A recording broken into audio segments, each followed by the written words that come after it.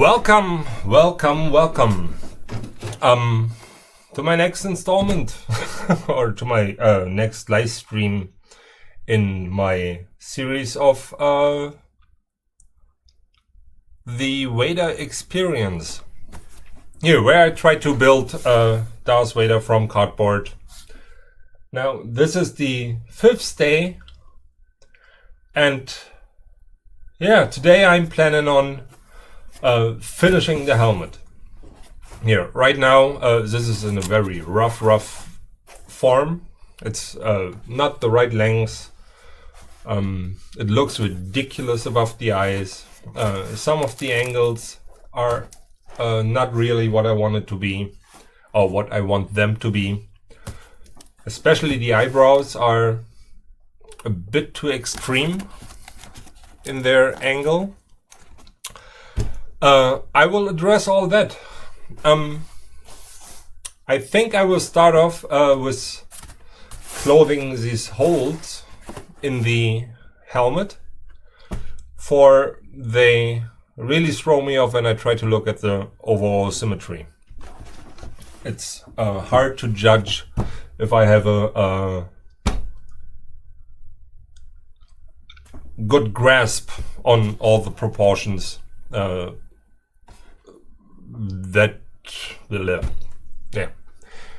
If I have a good proportion here. So let me get started. I put all this stuff out of the way.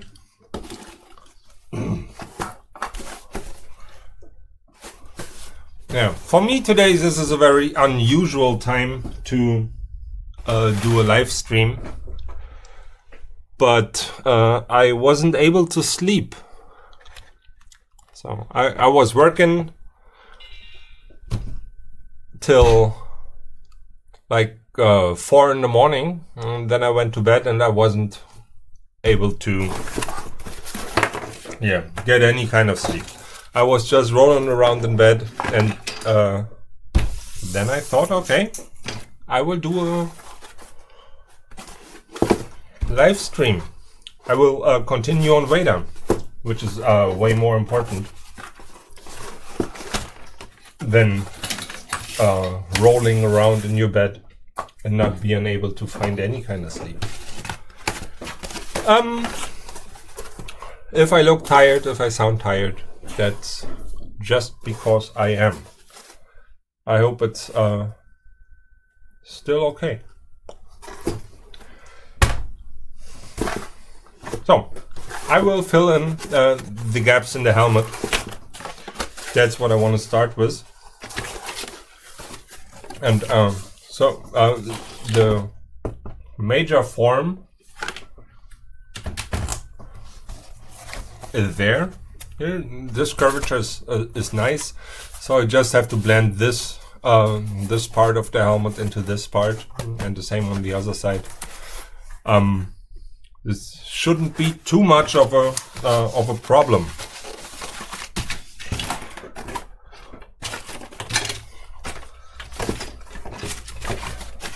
So I'm taking very thin cardboard now, and as I've done it before, I will use 2 layers of it. For with the first layer, I just try to get the curvature kind of right, and with the second one,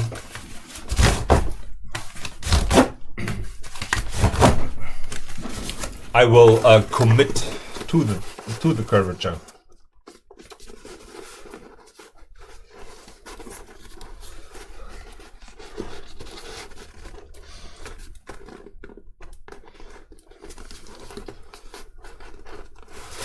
Yeah, I might take a smaller stripe of cardboard here. For here in the middle, it's a very flat part of the helmet. But the more I approach the outer limits of this space, the curvature increases, and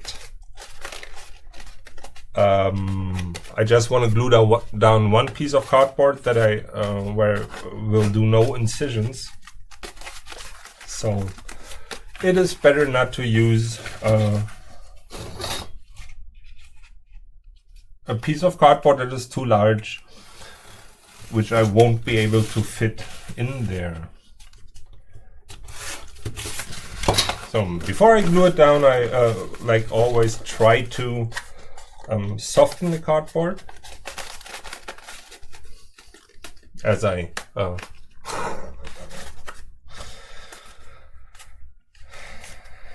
have said for a lot of times now. I'm really tired. Maybe it's not such a good idea to do a live stream now, but I can still get some work done on this helmet, and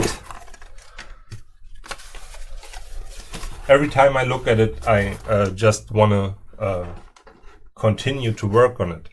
But I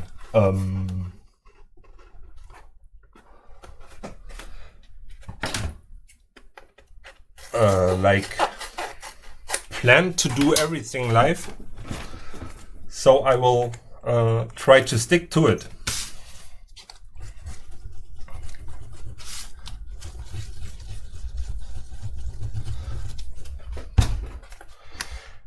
Yeah, I just lay down a little bit of glue, not too much, and I will let it soak in for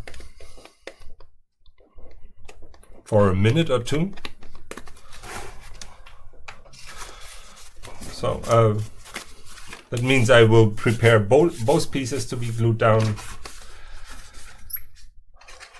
And then after I finish the second piece, the first one will have like the right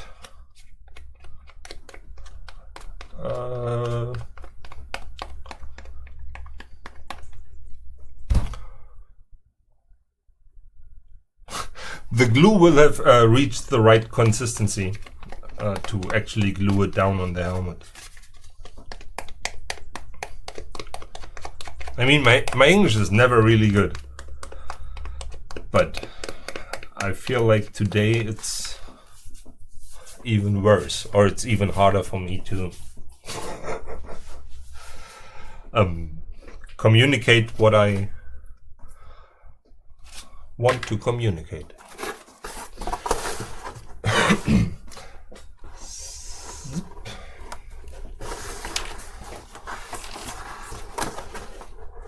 So for me, now it's important to get this curvature right. I must pay attention that I'm not gluing this piece of cardboard down in a very flat way. So I want this curvature to carry over into this side of the helmet.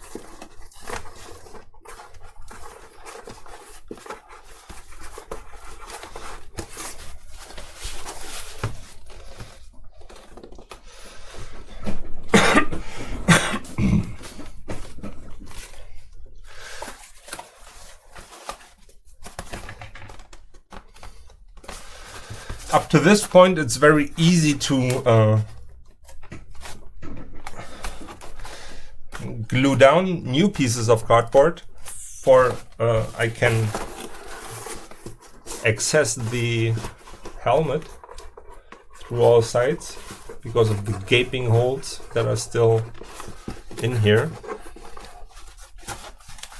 But it will be definitely more difficult once I start to fill all these holes.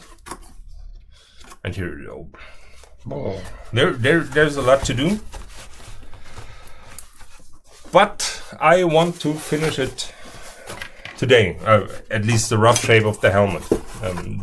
That's what I have planned. For if the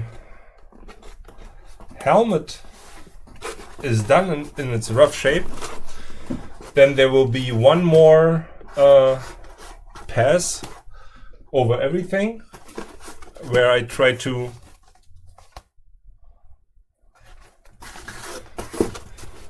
correct all my mistakes, and with mistakes I mean when it comes to proportions, and there are quite a few.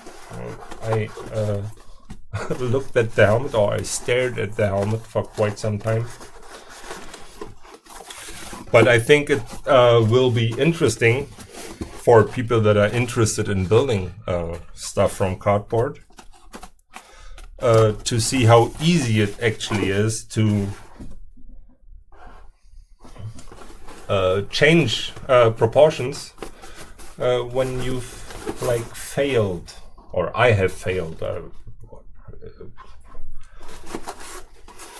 in your first attempt.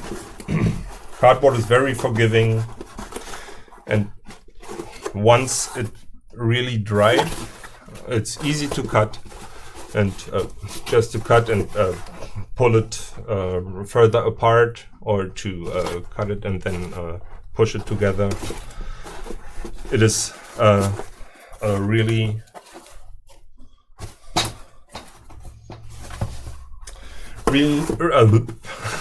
really nice medium to work with.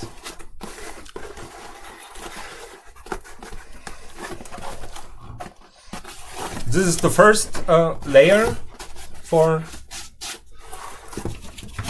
the side of the helmet, and now with the second one that I will glue on top of it, I will give this a lot of strength so that it will actually hold the shape even when I'm pressing around and working around the whole helmet.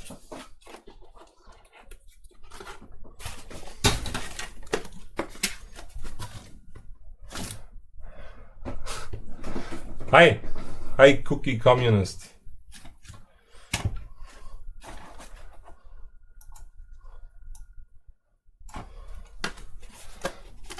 It's an unusual time for me to stream. So, how come you are watching at this time? I just wasn't able to sleep, and that brought me here.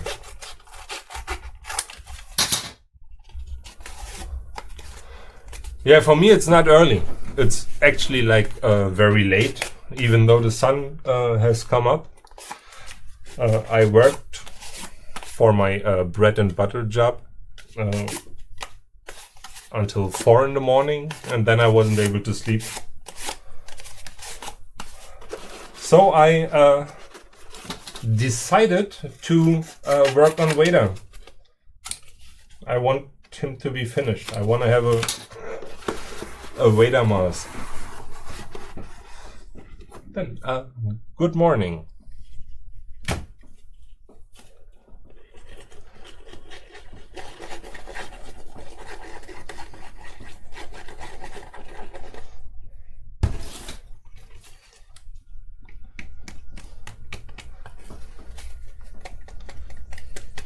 Do you have to go to work now, or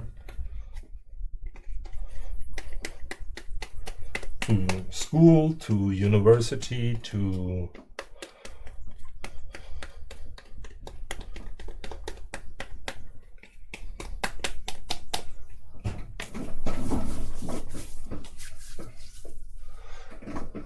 I need some more cardboard. I will be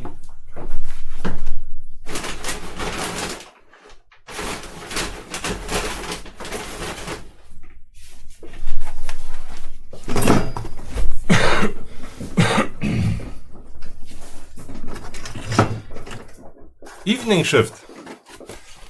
Okay, what's the time? Or what time is it right now for you? Here it is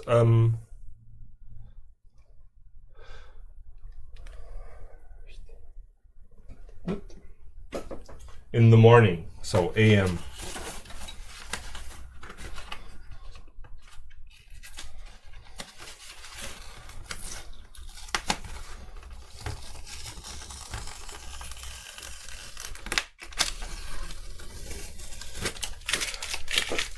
It's always a lot of work to remove the labels from this things, but the cardboard is so good, and I'm so very thankful that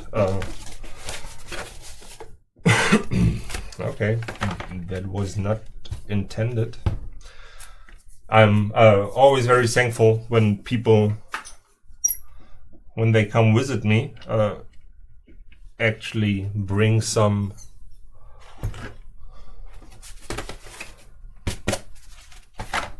cardboard from this company.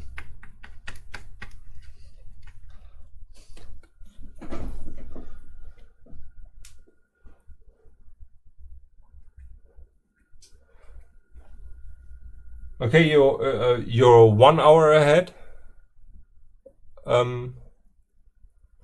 The sun is coming from the east. Where you staying?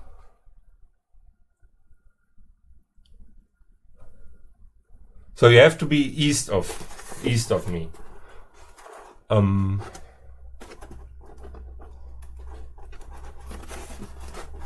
Yeah, I'm not very fast with my head today.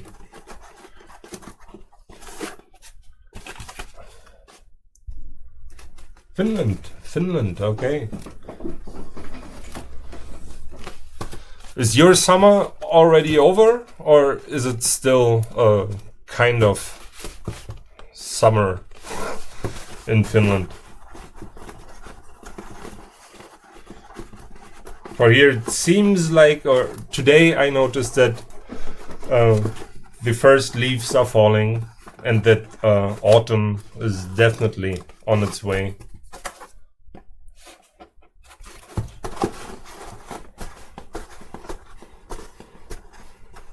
Really? Oh, in Berlin, I think the summer was kind of good in Berlin this year. At least we had a lot of sunshine days.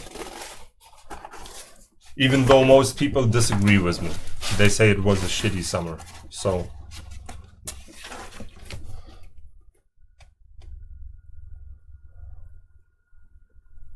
okay, yeah. That's shit. The English weather just arrived here. For the last couple of days it's just like a very light rain on and off.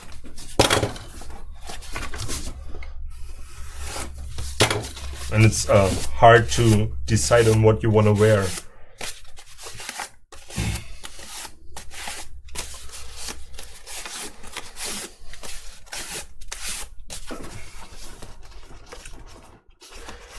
But why are you up this early? If you have an evening shift today?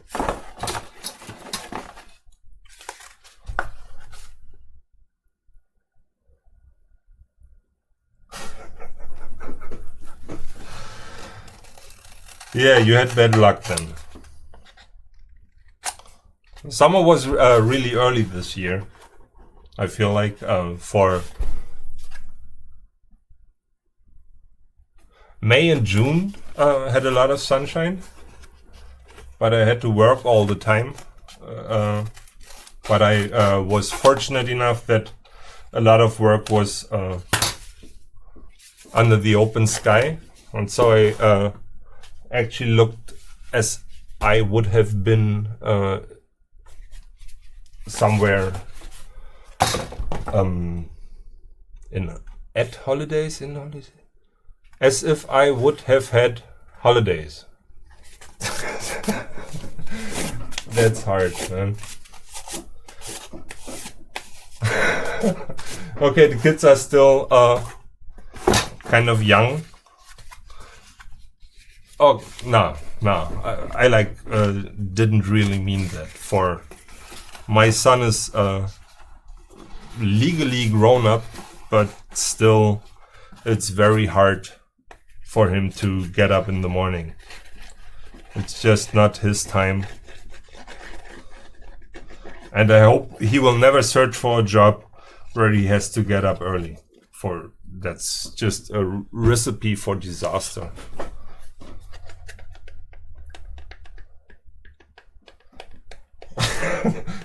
For me, it was a bonus working outside, actually.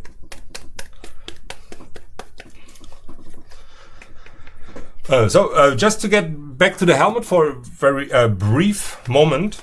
Here, when I'm doing live stream, I like to interact with the chat somehow, and it's very nice to see returning viewers. Here I just doubled up on the cardboard on one side of the helmet. Now I'm doubling up on the other side of the helmet. Once I have this like pushed down and glued down, I will, with some smaller pieces, fill in these four triangular holes and try to blend the curvature across these gaps. And then I will start to rough cut the helmet to its near final form and try to correct all the mistakes in the angles that I got in here now. This is a bit too much, but I don't want to change it now, for it might look completely different when I shorten these eyebrow kind of things. So for me, it's a bonus when I can work outside. For a lot of my working day, I'm like trapped in front of a computer or in front of a drawing board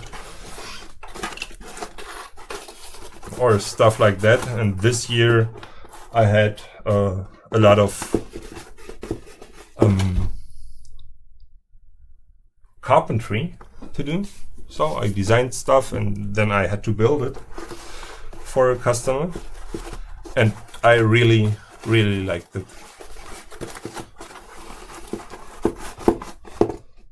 But it might be different in Finland for at least as my perception of Finland is that it's like just a couple of weeks of summer and the rest is just cold. That's my stereotype of it.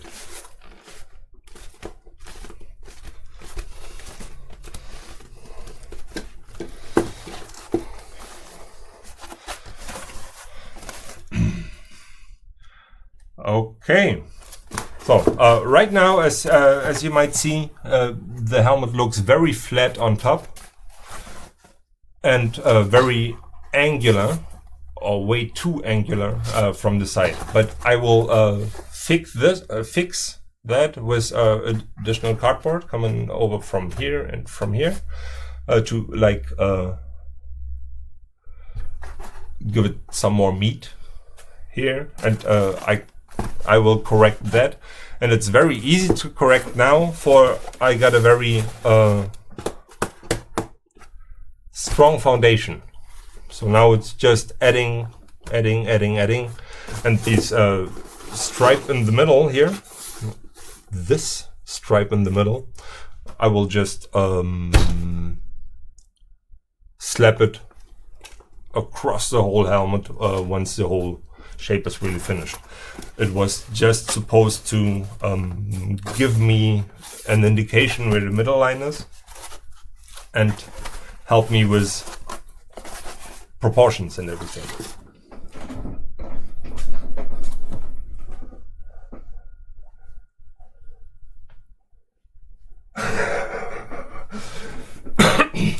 The popular saying goes that it's 3 months of cold and 9 months of fucking cold. I think I can say that. Yeah, that's kind of my perception of it too. So I'm not really a big fan of it being cold all the time. I like the winter, but just because I know it will be over. So I don't like living somewhere where there is no winter, but just winter is no. I wanna look forward to the summer.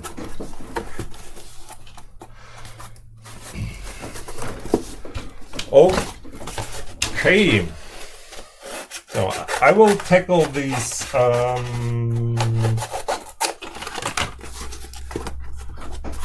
the last few gaps in the top of the helmet.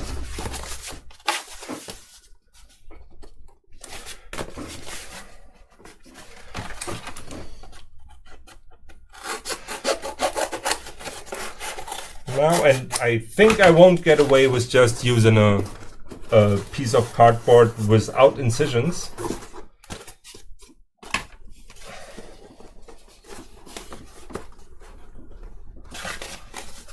That means I will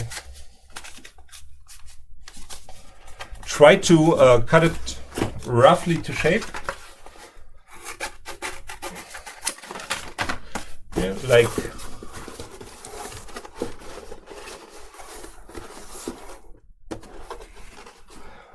like this. I will glue it down on one side, and then I will cut into the cardboard, or no, I will cut into the cardboard before I actually commit to it. So I pre-soften it, and now I don't need a whole. I don't need a whole lot of cuts here, but some like this. This should help me. Yeah, that's nearly perfect. Now, if I would have a pen, that would be even more perfect. Or more awesome. So I just try to mark the overlap so that I don't have to cover everything with glue.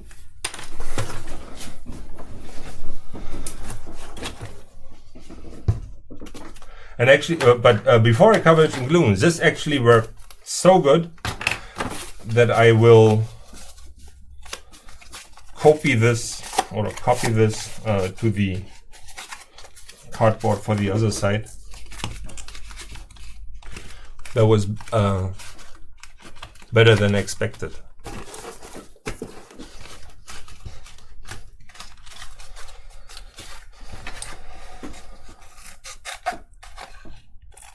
What?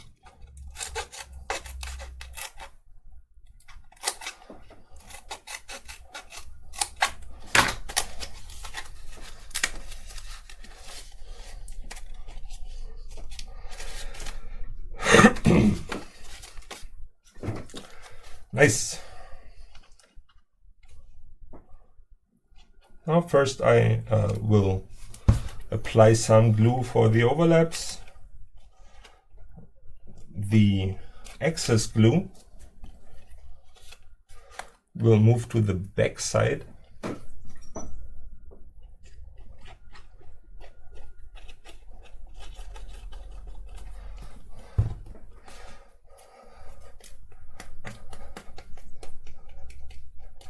Of the whole thing.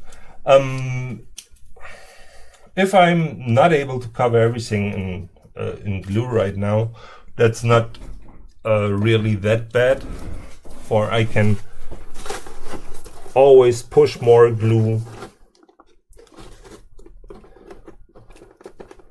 under the cardboard.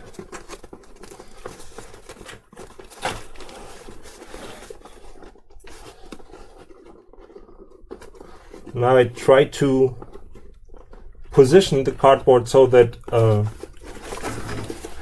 every overlap is actually above cardboard. This way it really has some to stick on.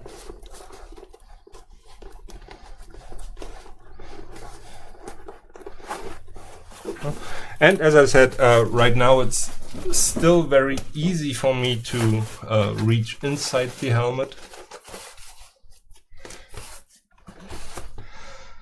and apply pressure.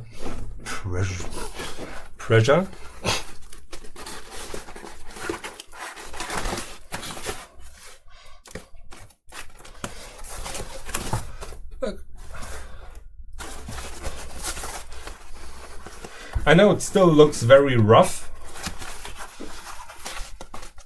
So right now it's just like a garbage helmet. But if you've seen some of the earlier streams,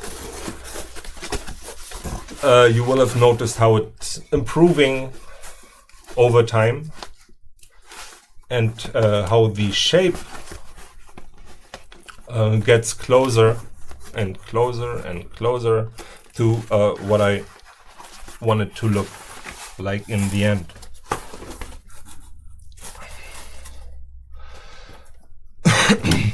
So here, there's a whole lot of curvature that I have to cover on this edge, like curvature in every direction. So I have to apply a lot of force, pressure to the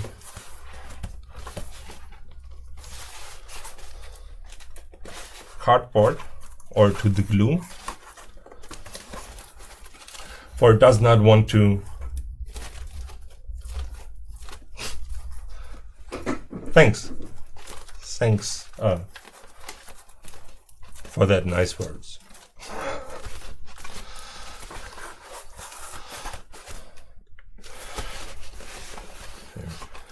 The easiest way for cardboard is just to follow one curvature, as long as you're going with the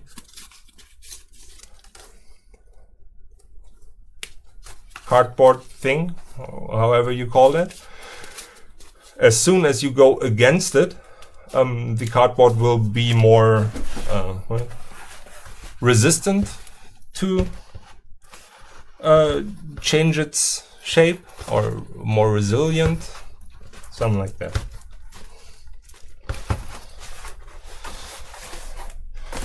Okay, here, this side is done, and I think what you can see is that this angle here is definitely way too steep. It's not looking good. So I have to somehow get rid of this angle. I don't know if I will attach something here, like this to the front to make it look better, or if I have to cut away something here on the top and then glue new cardboard across the then appearing hole. I will see that. The best thing would be to attach it to the front here. This all will be solved today. For, as I mentioned, I want to have this helmet finished today in its rough shape.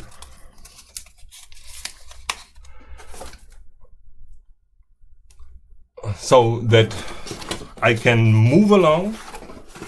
Maybe I just can put this here. To detailing and to finishing up the surface, or to take my next pass at the surface to clean it down, to replace placeholder stuff. That's doubled redundant. So for these things here will become tubes. I will like rip them off.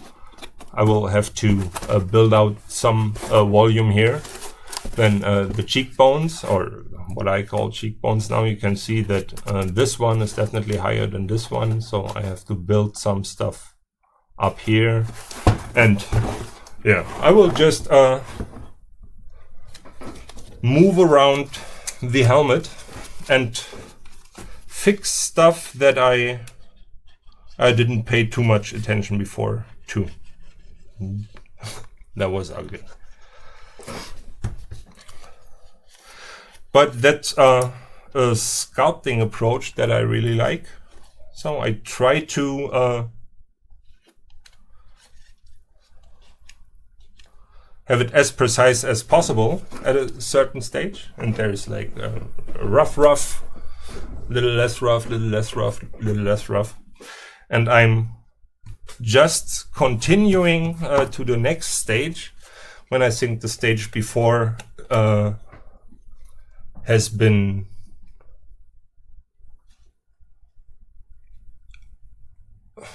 fixed.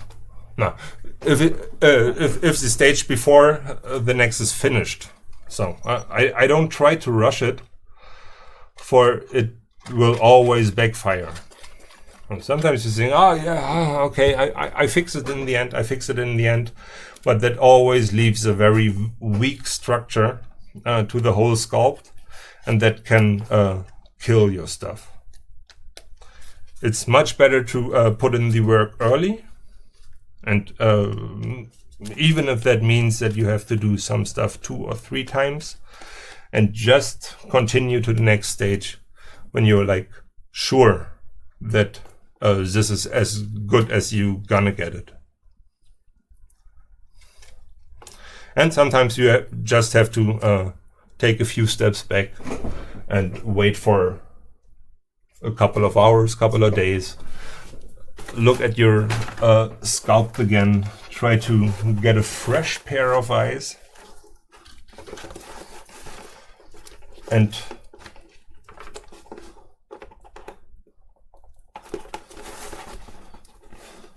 yeah, try to judge your work, which is sometimes really difficult. For when you look at your own stuff, you always see the time that you spend on certain features, and to just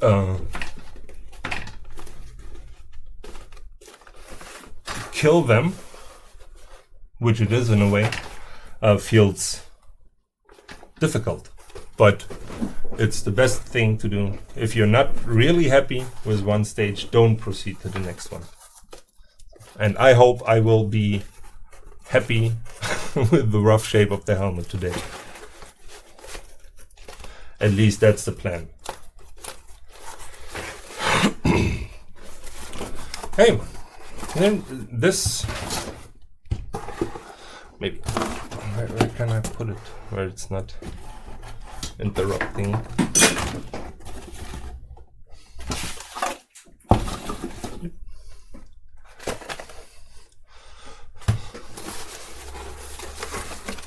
Oh, second gap is fixed in the rough shape. I will try to watch the helmet in context.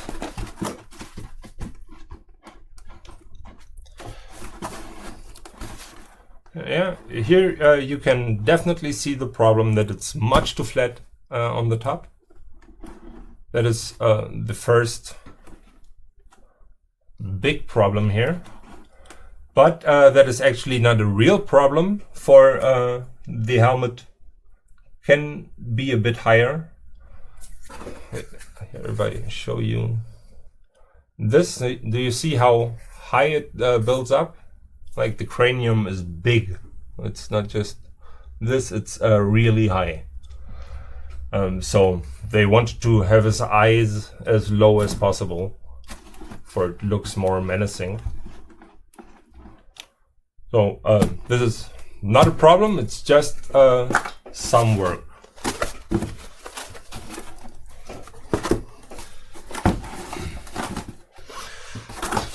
Okay,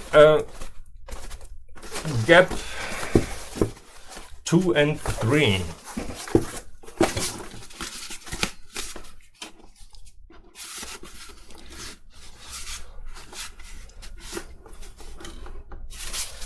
Here, once again, I can just fold this into 2 equal pieces.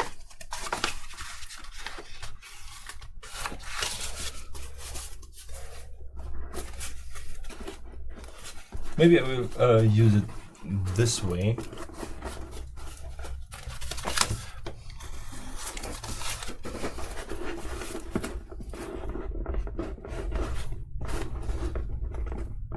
Yep. I will do that, pre-soften the cardboard, then I will cut into it, will create my overlaps,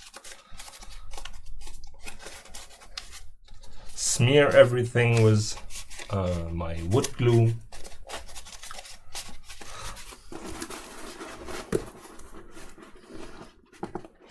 and be nearly done with this part. Then comes this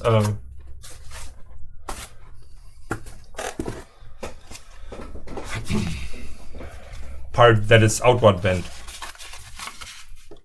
or next is the part that is outward bent, and there's a lot of fixing to do. For I just laid down the structure,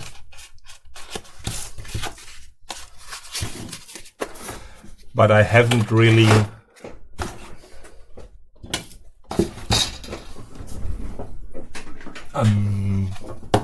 finalized the form yet.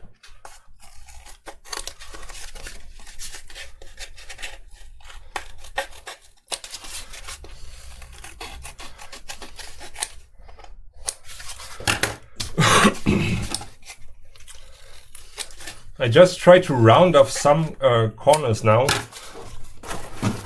for to later blend these hard edges. It's much more difficult as compared to some smoother curves and lines.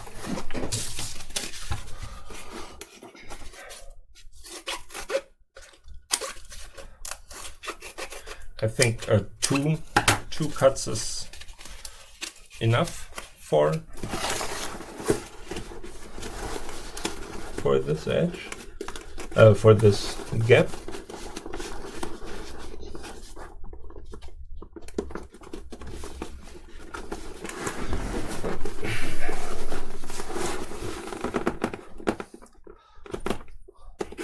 Sometimes it's easier to look at it from the top. For this helmet starts to have, it's big. Look at it. It's starting to be hard to see the whole thing at once. And to get your proportions and everything right, it really helps to view the whole thing and not just a small part of it, so that you can see it in relation to everything. But it's the same with drawing, and that's why most of the time when I draw, for example, I'm doing small sketches first. Of course, it's much easier to see everything at once, and to get a good composition.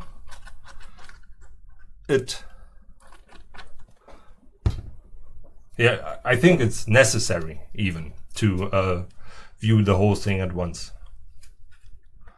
And that's why I'm it depends on the size of the stuff that I'm working on, or the illustration. I stand up and take a few steps back, or I just try to extend my arm as far as possible. And it's the same thing with sculpting.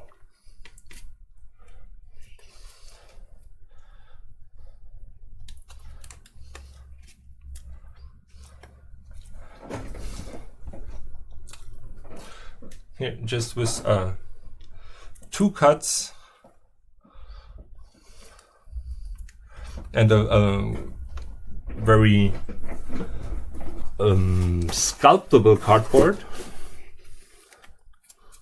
you can have something that is able to cover a hole that got curvature into every direction, or that is curved. I think you know what I mean. And just, this looks rough, but right now everything is just about given the helmet structure, so that it got some strength.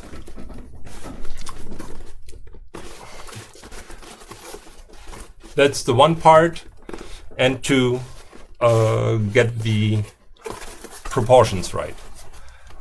And as I pointed out here, it's not right. It looks shit. Not shit, but it's not the way I want to have it. So here I have to add more curvature, and here I have to add more curvature. But because I took enough time with the foundation here, this like fixing proportions is a very fun step, and and a very direct thing. For it's not like this here right now, where I have to really take care that there is a good connection, for I have bigger pieces that have to span a lot of surface area. To fix stuff like this, I can take a lot of smaller pieces and just layer them on top of each other, and I can just build up, and then press everything at once.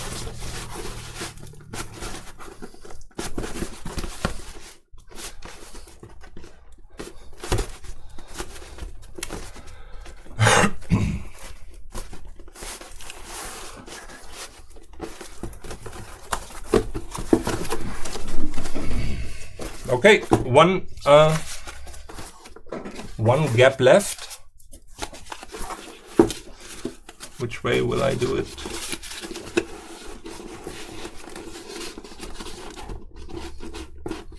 I think like this.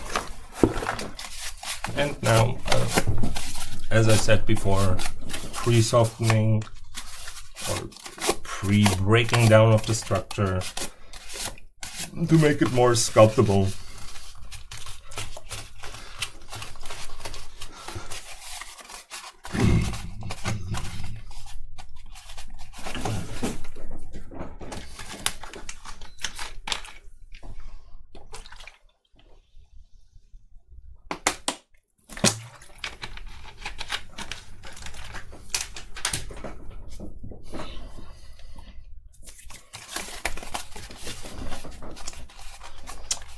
Okay.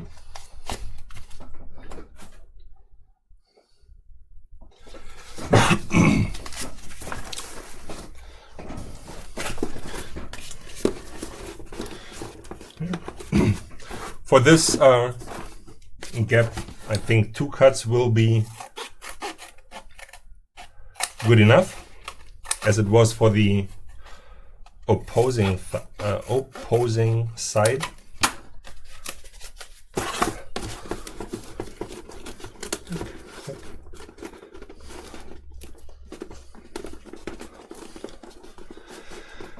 This looks good.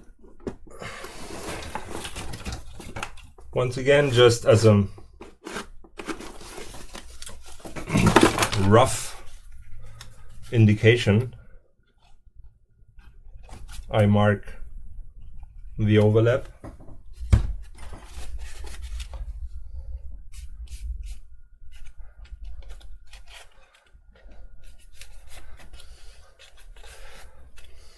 And give it some glue, and then I will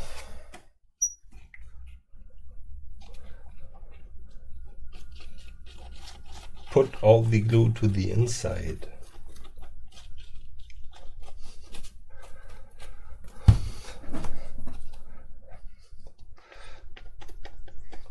And then I will, within the next couple of minutes, have to make a couple of big decisions. For I have to trim down the helmet. I have to cut down stuff that's too much. And I have to decide where I have to add some stuff, build a nice edge. And yeah, that's always interesting. Or you can like add hours to your time, or you can nail it early on. Sometimes that's a gamble, and I've never built a Vader helmet, nor have I ever built a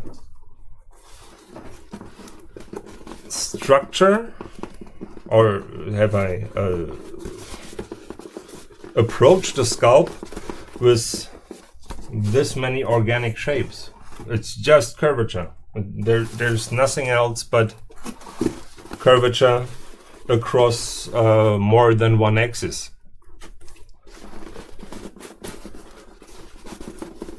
So this is definitely challenging.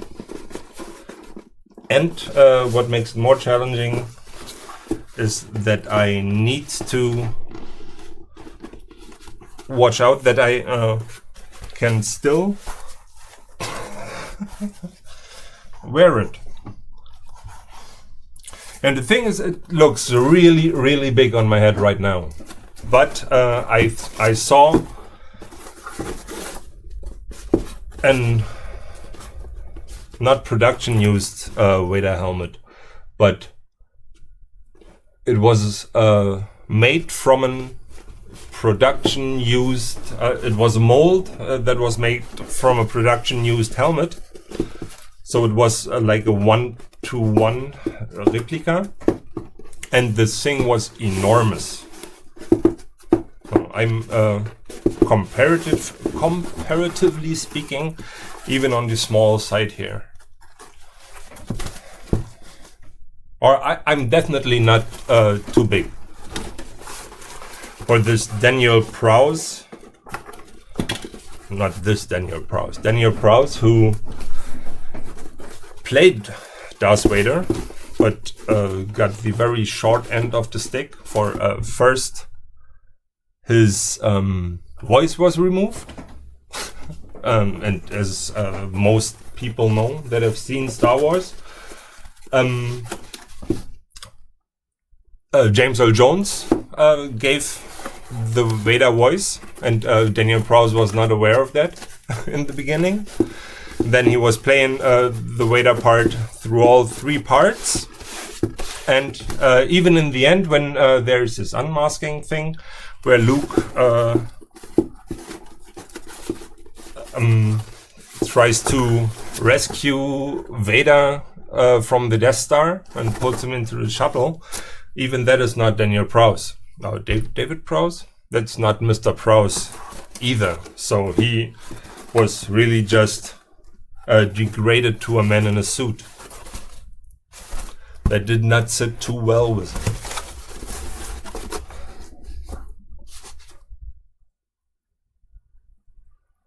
Hi, Sim Young Gok. Actually, for this helmet, or here in the chat, there is how do you make cardboard sculptures look so professional? I everything that you see here was done live, so it's on my channel, and you can watch everything and me talking about it. And if that is too long, and it is very long, until now it's like 10 hours, 12 hours or something like that, there's a couple of videos on the channel where I explain some techniques that really help you to do really finished sculpts of cardboard models. If you're still there and if you want to see one finished model, I can get one as a sneak peek and show it to you and talk a bit about it, just if you're interested.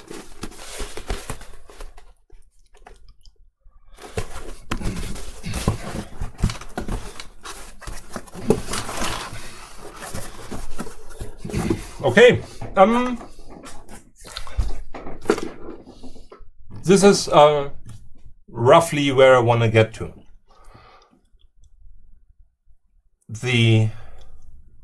Here, as you can see, it is sloping downwards, and then everything is just like a cut in one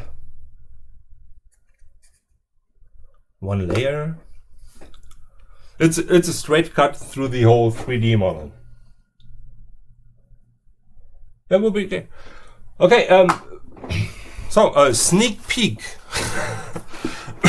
I haven't even for most of the stuff that I build, or not for most of the stuff, for all of the stuff I build, there's a time-lapse video, and then there's another video where I just talk about it a bit. And for what I'm going to show now, there's no time-lapse video yet, nor has anyone seen what it is, nor was it announced on my list of things to come. But it's from the where is it? Here, Rambo category. I built the knife, which is where there's no time-lapse up yet, but it's finished. And I will show you another thing from Rambo.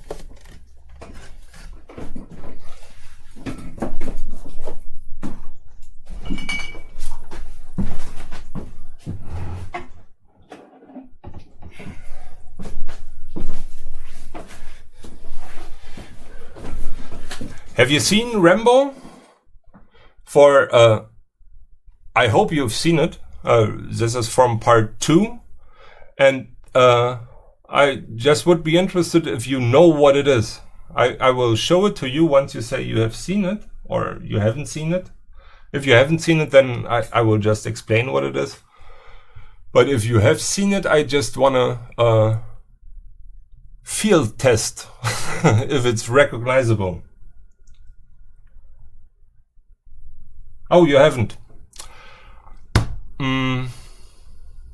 Okay, then one moment.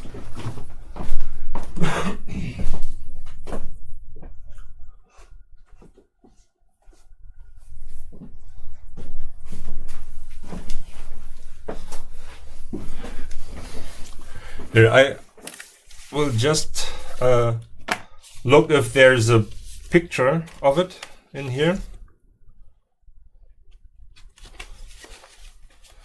That's a Rambo Blu-ray box, but there's no picture here, so I will just show you. And I'll switch cameras.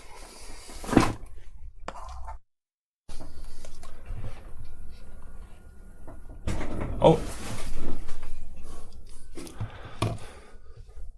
wait.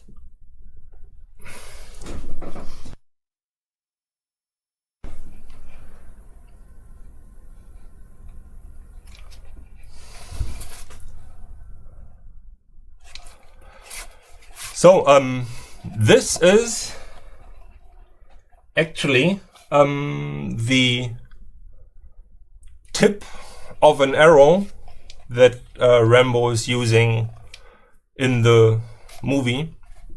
which is, it's like 4 times the size of the original explosive arrowhead that he's using. And if you would have seen the movie, you would like recognize it, I hope. So, and just what I want to show here is that I'm building it from cardboard in a way like I do here, and then everything is covered in with some packing paper or some brown paper, some brown paper bags that you get at the supermarket. Here, stuff like this.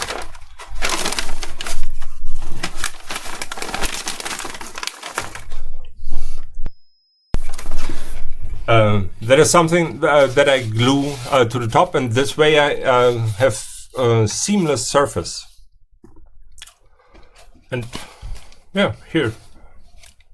So maybe you can check out videos on the channel, and there's especially one that is kind of helpful, which is advanced cardboard techniques blending edges. I think it's called something like that. And yeah, that's actually where most of the helpful stuff is in. So it's just 4 minutes or something, but it shows you how you can like eliminate these cardboard things, and which is actually by just smearing in some wood glue, letting it soak in, and then you can really sculpt the edges and make it look way more beautiful. Yeah, so sneak peek over. I will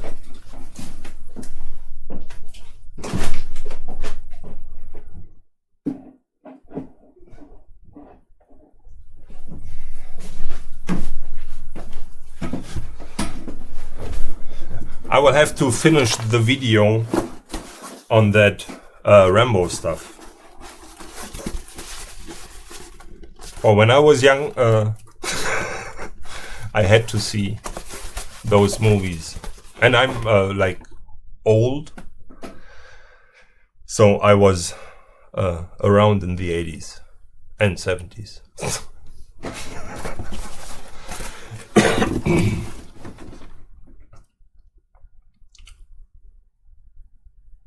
Oh, okay. Then I think you've watched one of the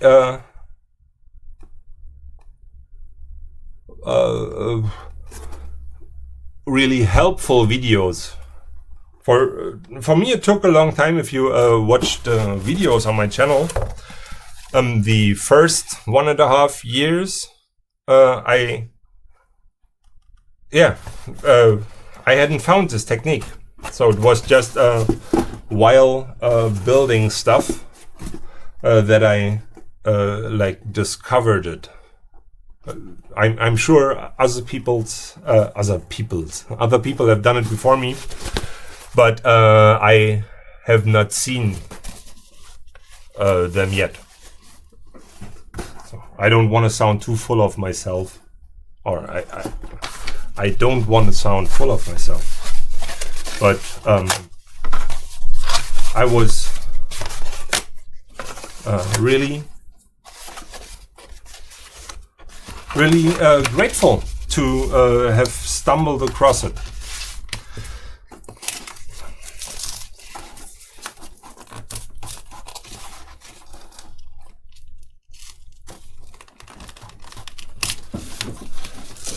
Okay, the cereal box cardboard, for me, the problem is that one side is like coated and the glue cannot really penetrate it. So I wouldn't be able to work with this wood glue. I would have to use some, where is it? Some glue that will not really help me to sculpt the material. And the great thing with this wood glue stuff is that if you put a lot of it, or no, if you put it on cardboard, the cardboard will get soft, and this actually really helps to get it into the shape that you want it to be in. I hope that was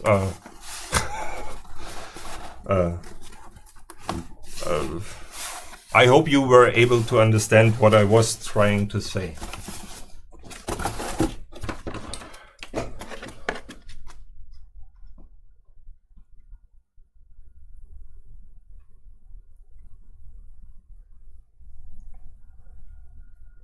Okay, yeah, for some stuff I use like very thick paper, or not.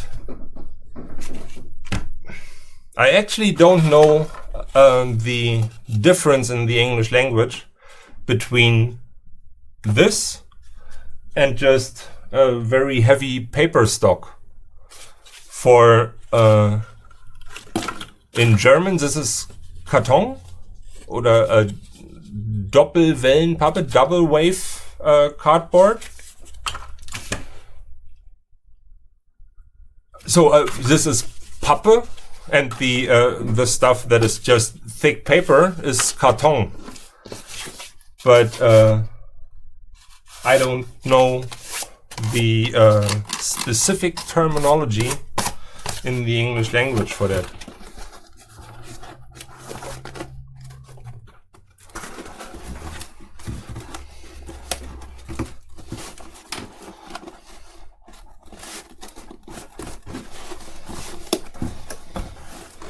Okay, so right now I have to just check the proportions a bit. I think this is about right. So just to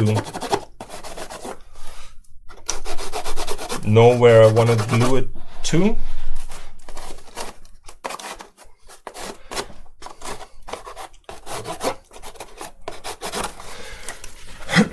And if I mark this on my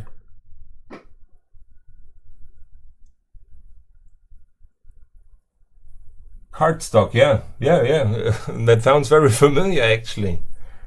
Cardstock and cardboard, but isn't a cardstock like referred to as cardboard too? Or do you know a name for this wavy thing which is going on in there? But yeah, cardstock. Thank you very much. I will have to remember that, for I'm doing this stuff and I'm not even able to properly talk about it in English. But that's actually where live streaming is really helpful, for people can help me out, and I'm thankful for that. That's great. What kind of models are you building?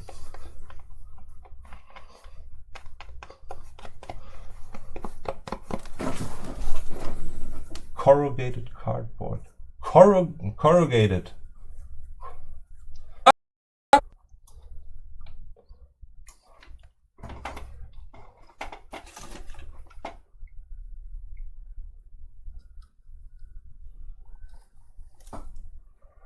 Hello? Can you like see me, hear me again? My whole machine crashed.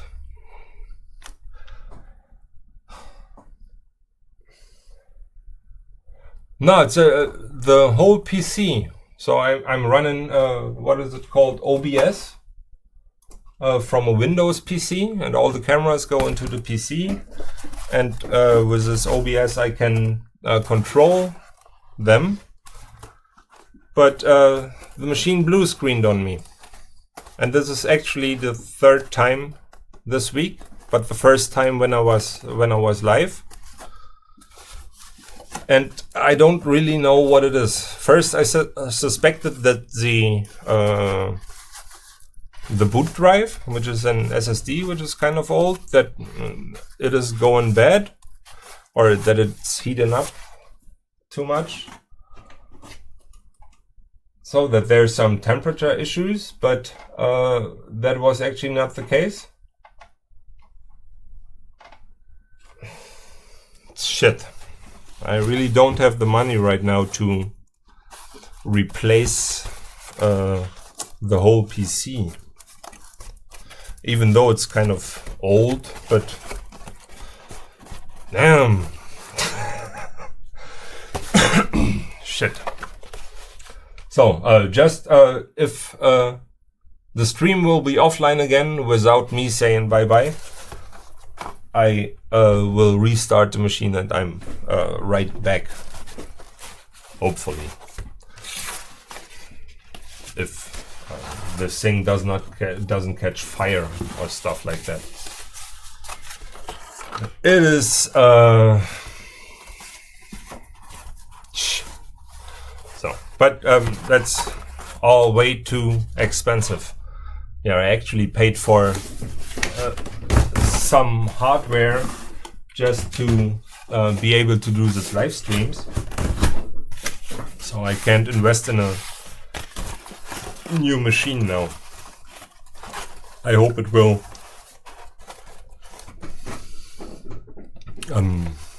yeah, at least make it a couple of weeks, month.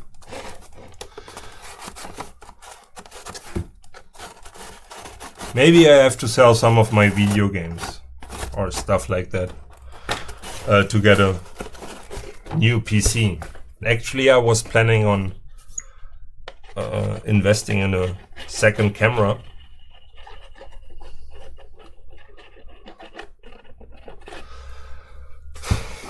Let's see. Yeah, it's back. I'm back. Maybe I should put a laptop here just as a backup thing. Then I can at least tell the chat what is going on, or like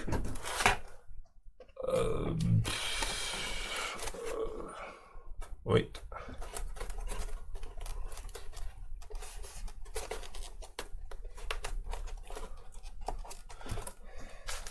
Yeah, at least tell people that that I'm back in a short amount of time.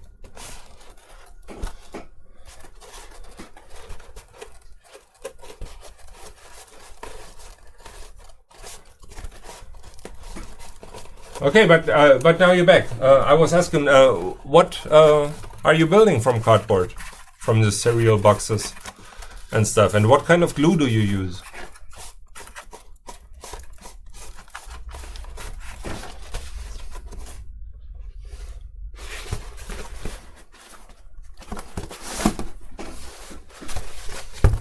Okay, and just for the helmet now, I'm trying to fill the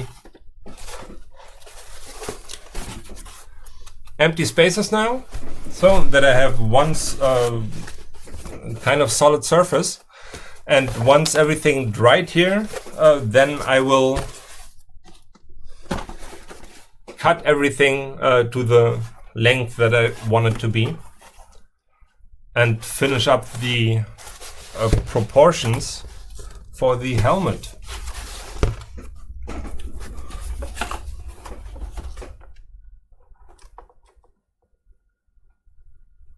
What kind of a battle droid? So, like your own design, or a battle droid like from Star Wars? You mean from Episode 1? These with this very elongated head.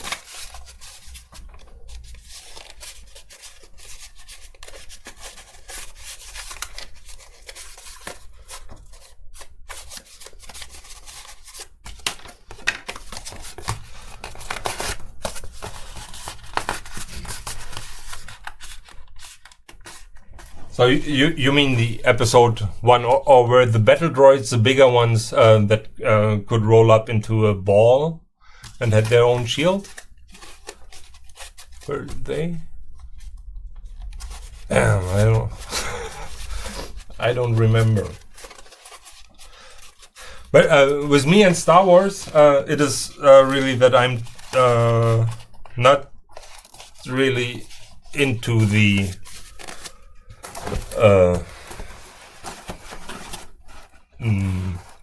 prequels.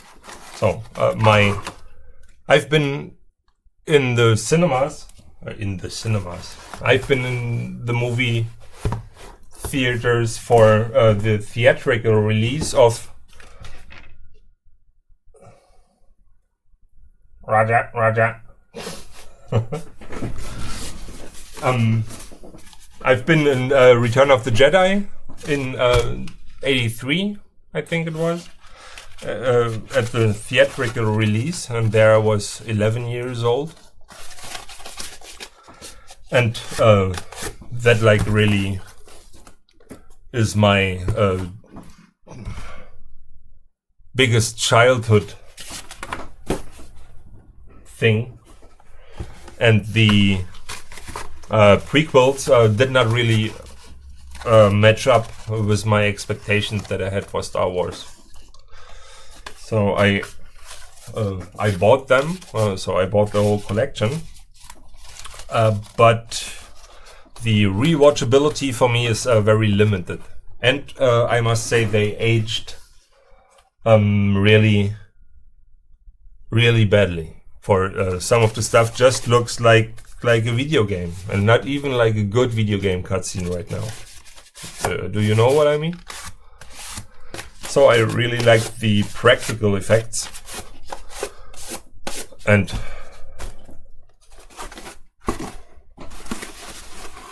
yeah.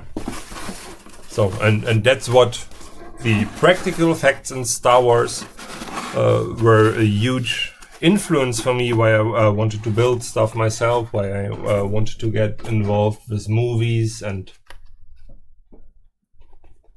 yeah, I know Star Wars Battlefront.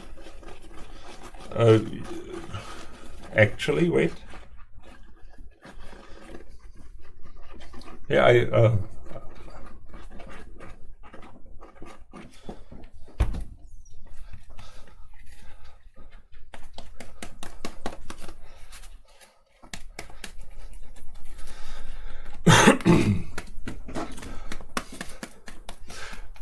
yeah, the original trilogy was I don't know. It was so important for so many people, and for like nearly everyone that is working in the effects industry today, that is like my age or even older, or some a bit younger. Most of them were influenced by Star Wars and what they were able to do with practical effects. It's great.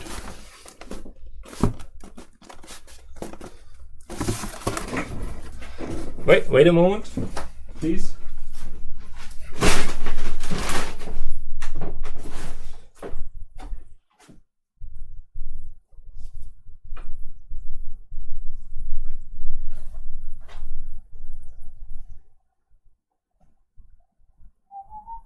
I'll be back in a second.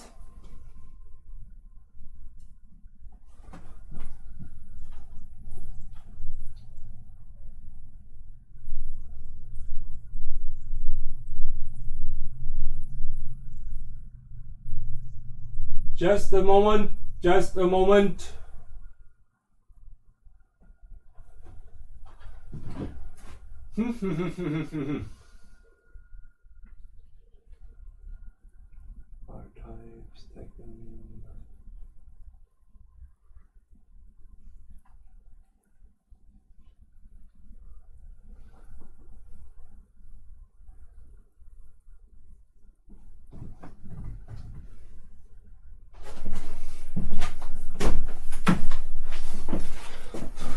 Now there's just I thought I would be able to find like Battlefront 1 and 2 for the PlayStation and Xbox. That's the only one that I could grab right now. And yeah, Battlefront, the last year's Battlefront, I really liked it. So I like that the look of it. I like the Endor parts. I loved Hoss. And I'm very much looking forward to the release that's coming up. What is it? I think October, 20th of October.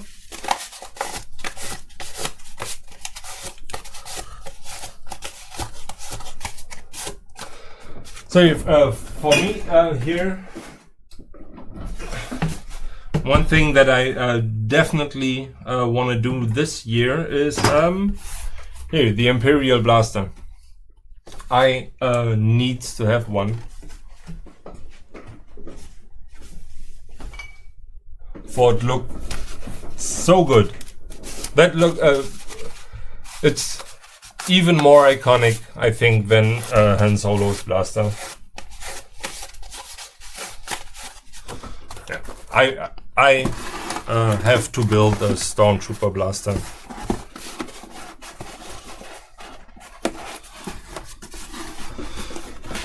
Okay, I'm working my way around.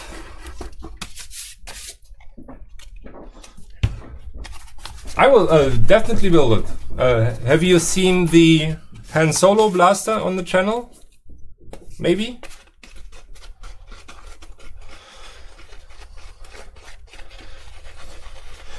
That was like the last gun that I built. That's actually nearly 1.5 years ago.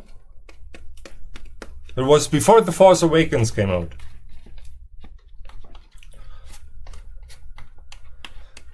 So, and I was really excited for the return of old Solo.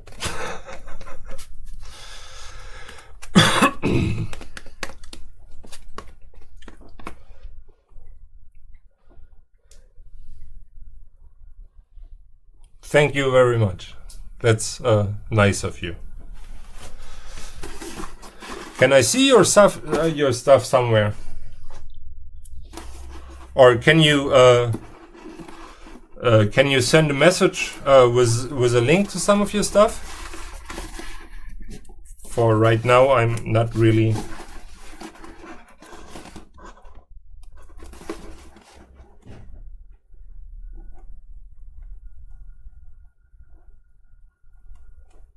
What, a sniper rifle? You mean from the game? For I don't. The only sniper rifle I remember is from the movie is like this Tuscan thing. Yeah, is it from the game? This DLT 19X?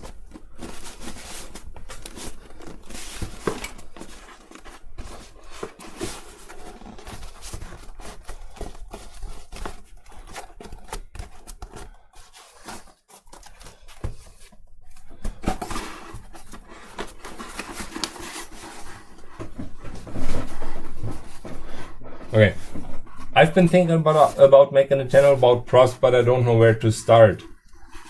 I mean, I started, but I still don't really know what I'm doing.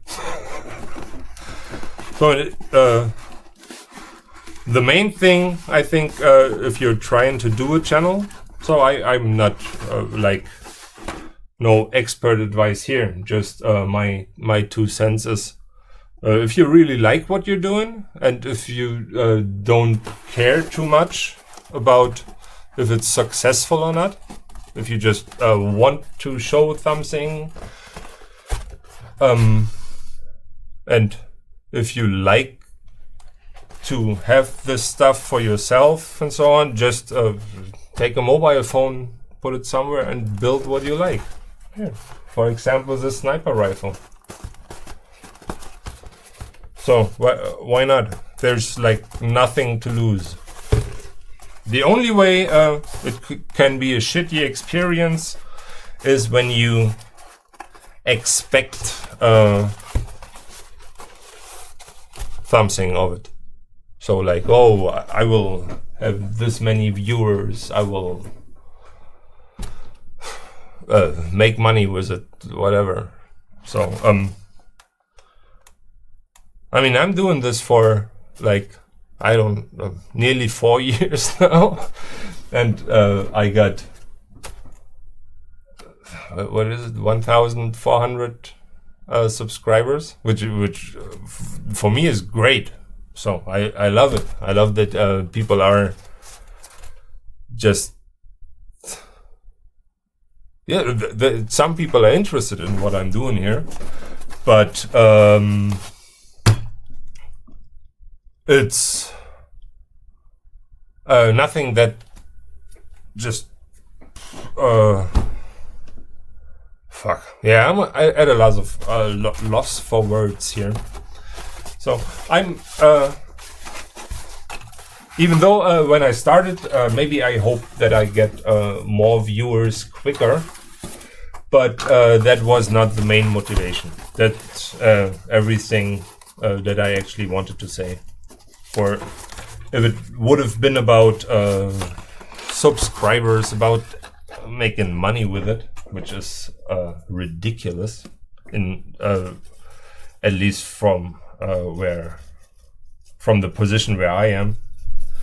If it's not for this reasons, if it's really just to share your stuff, to communicate with people about it, so then I think doing a YouTube channel is a great thing. And these days, the mobile phones are so good that it's actually absolutely valid camera.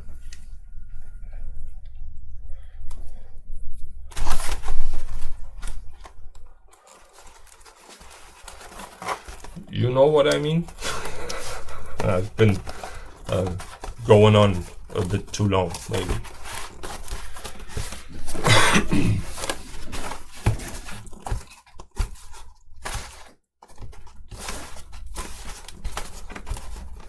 Where are you from? Where are you from? Do you wanna tell me? And maybe how old you are.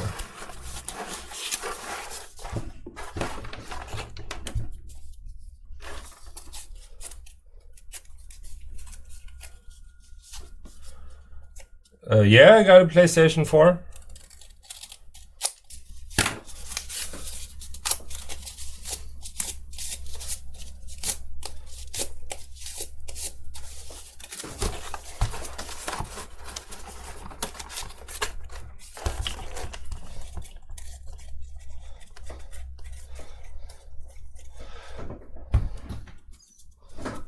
Okay.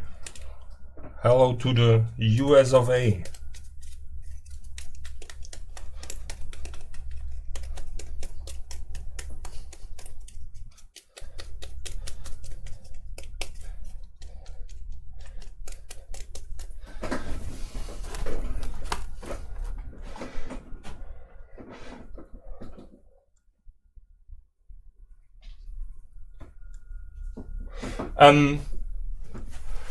Maybe you can send me a private message on YouTube. I don't really. Then I will send you my username.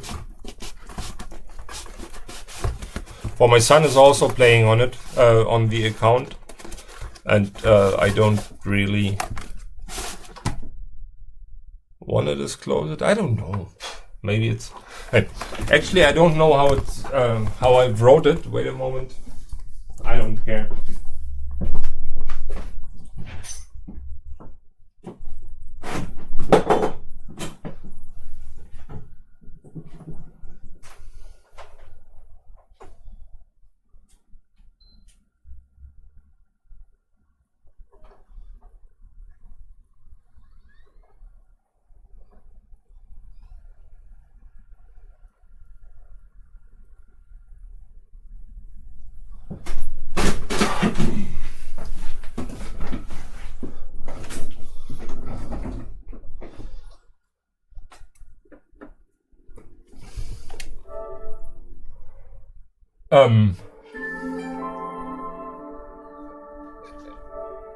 Actually, I I don't really know. I just received some private messages, but I think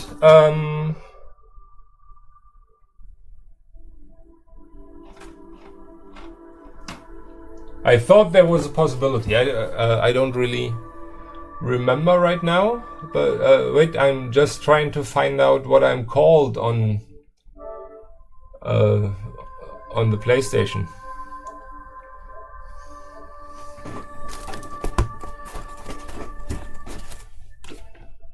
Where can I see my username?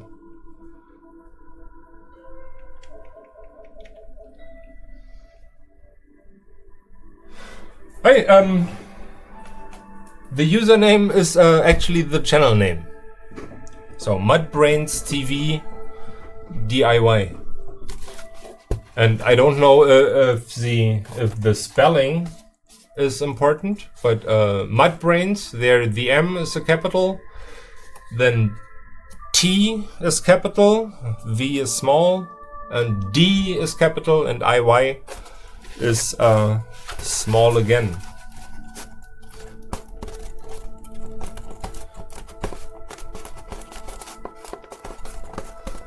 So maybe you can, if you would send something right now, then I can accept or whatever, for I have to turn off the console, for I'm not allowed to use any kind of ambient noise here, and I don't want to get up again to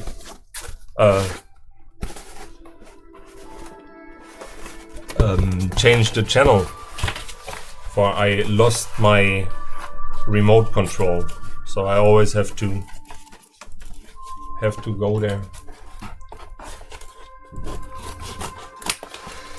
So this is one of the last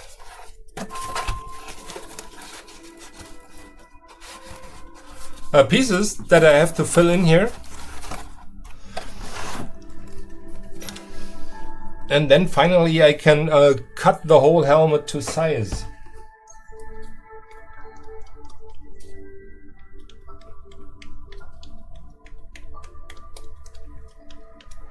Hey, yeah, okay, but or you do it later, so it's no biggie. It's just, I remember your name now. When I read it, I remember it, and yeah, however you want.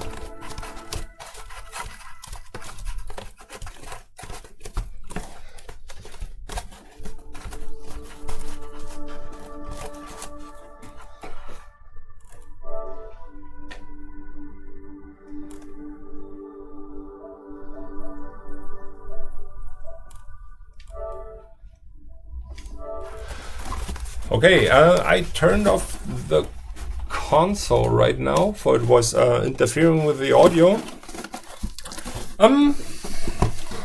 Watch now. Actually, right now it really looks like a samurai helmet.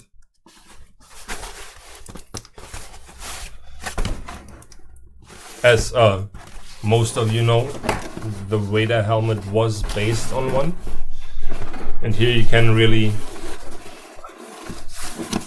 see that when you just watch or see the upper part, it is a samurai thing. And here, especially with this cardboard going this way, it looks like this multi-layered neck protection.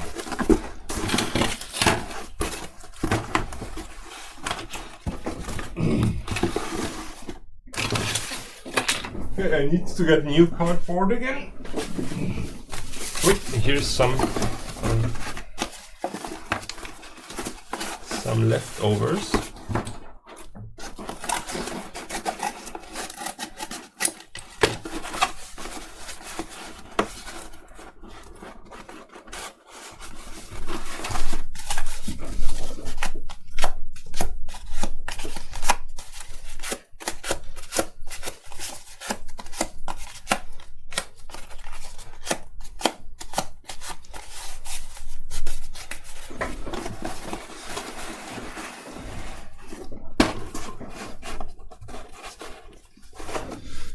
Okay.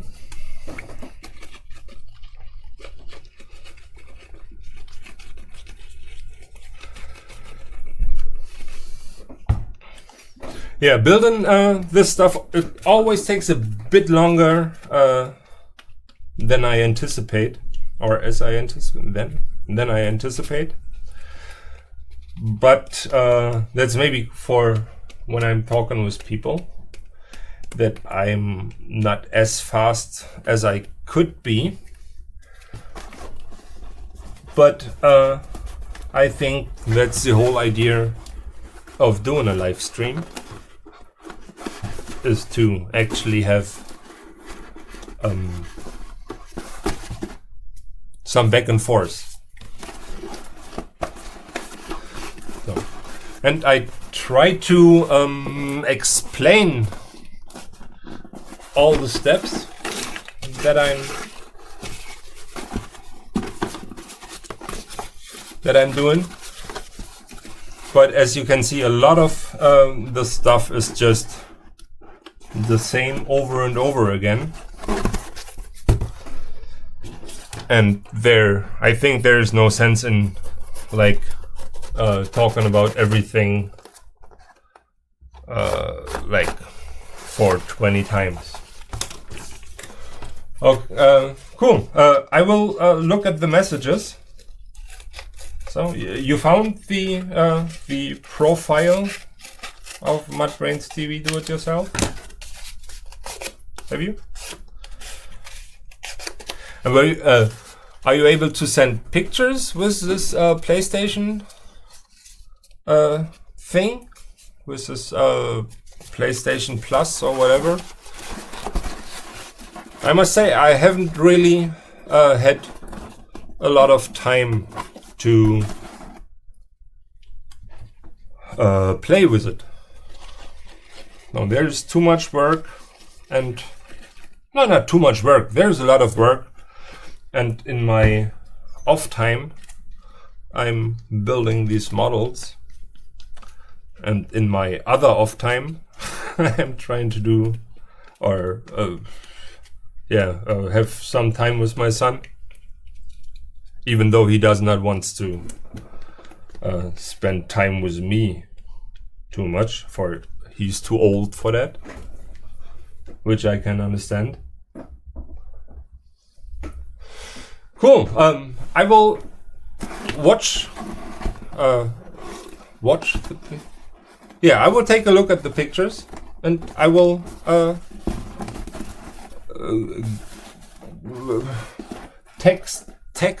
write back. I'm interested. What kind of pictures have you sent? Of what kind of model?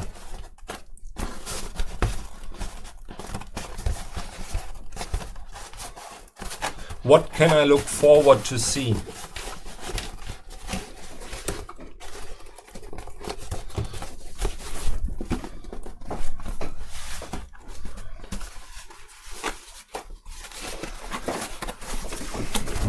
Here, there's just this small part here left.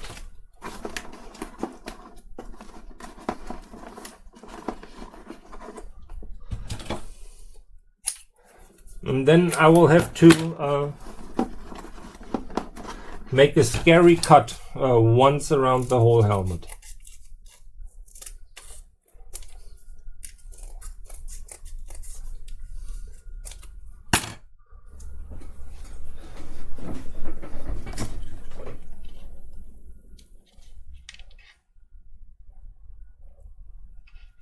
Which one is a DL18? I don't know. Yeah, I'm looking forward to it. So it will not be in the okay, that's very very ugly, a very ugly use of language that I'm doing right now. I won't be able to look into it in the coming hours, I will do it tonight in Berlin, for I haven't slept yet. I wasn't able to go to sleep.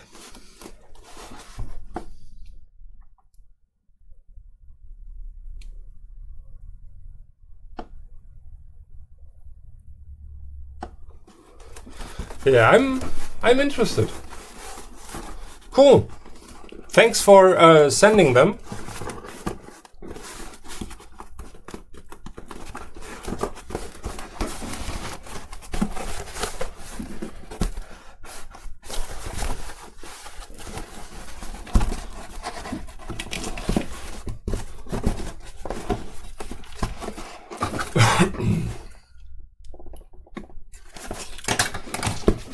Okay, nearly finished.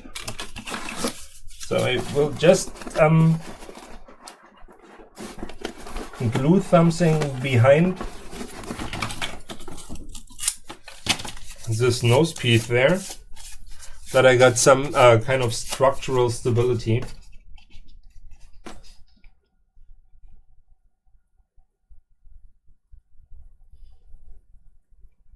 Okay, now I, with the pistol, I just wanted to know where it's from. If it's from Battlefront or if it was from the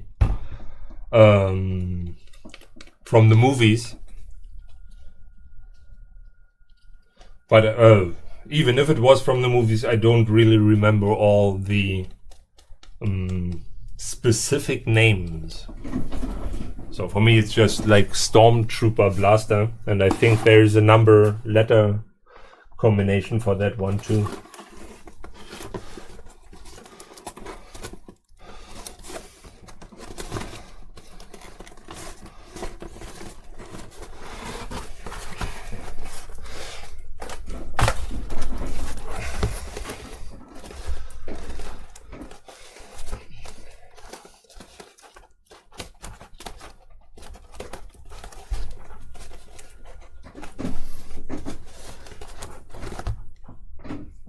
But you mean the green guards?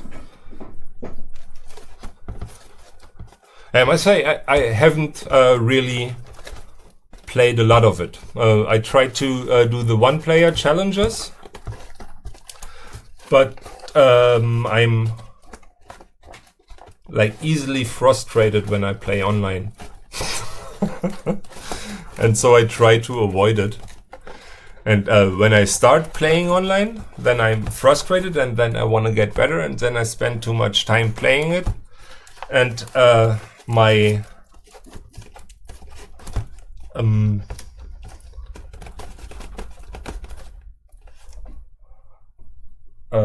other stuff is just not receiving as much time as it deserves. Ugly again.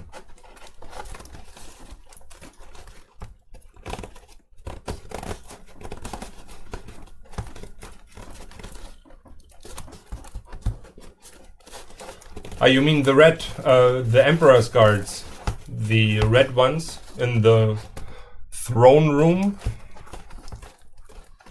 I just remember their sticks. But I think the action figure actually had a gun. Yeah. Hey, I will see it in the picture. I am, as I said, looking very much forward to it.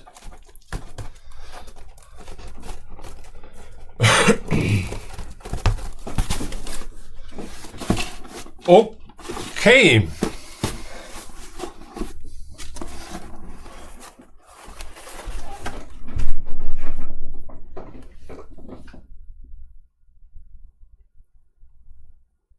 Yeah, but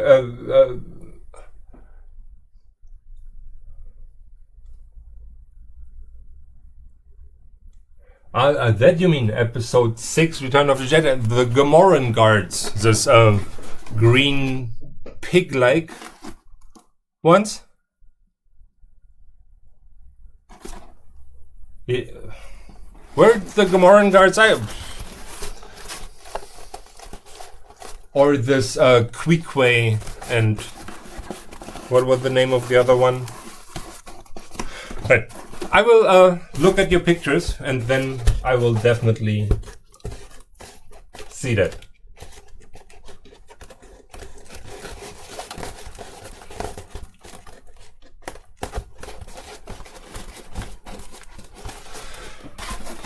Okay. So this is like in no way, shape or form finished, but now I'm ready to at least mark down the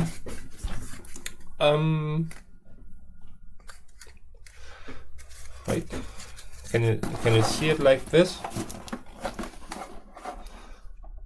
The line where I want to cut it. I think I will just go for it. I'm a bit nervous. Right, maybe I put it to the top cam.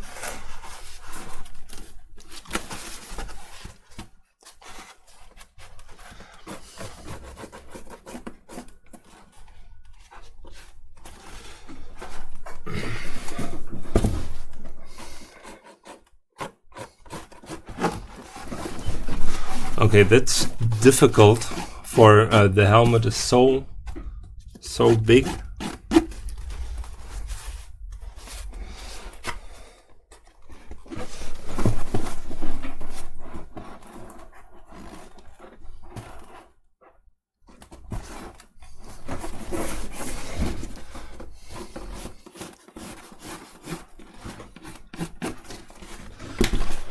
Okay, just start with one side, and then I will look at it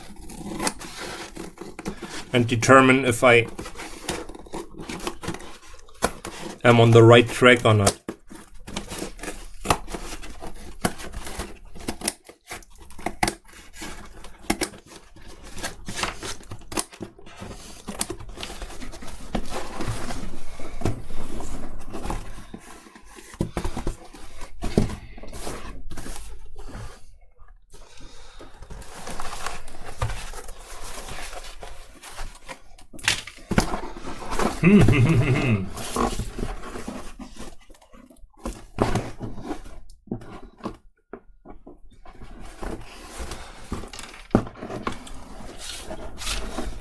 Okay, I think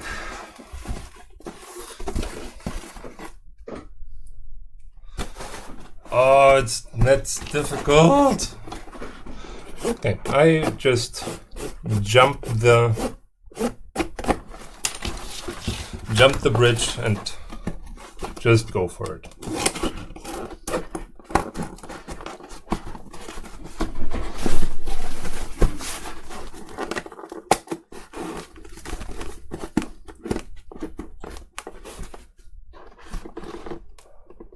Thanks for watching.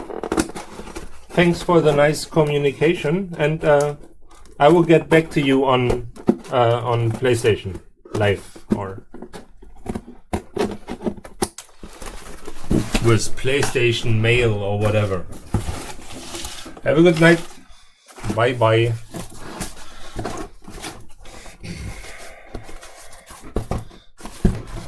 Okay, basically this does not look too bad.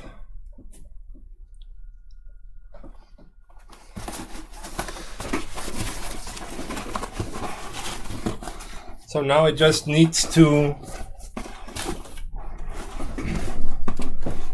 get this to one even level.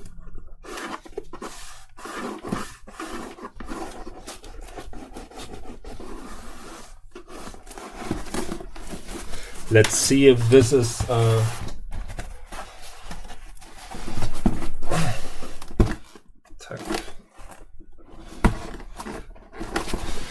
maybe a bit further down, like from here.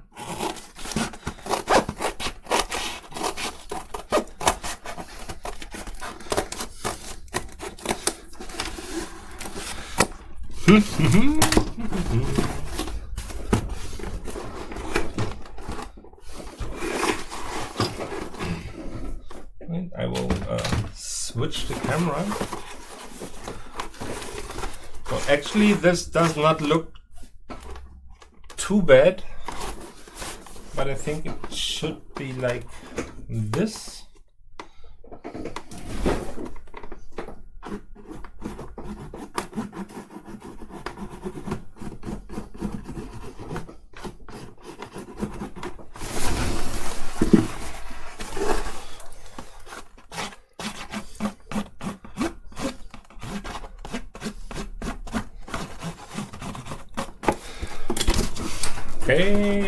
Okay.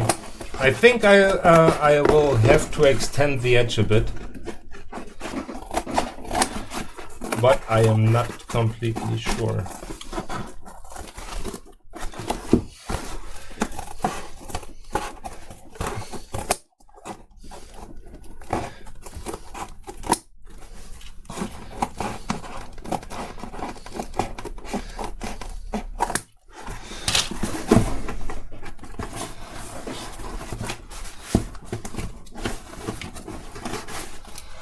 Please wait a moment, I'm back in a minute.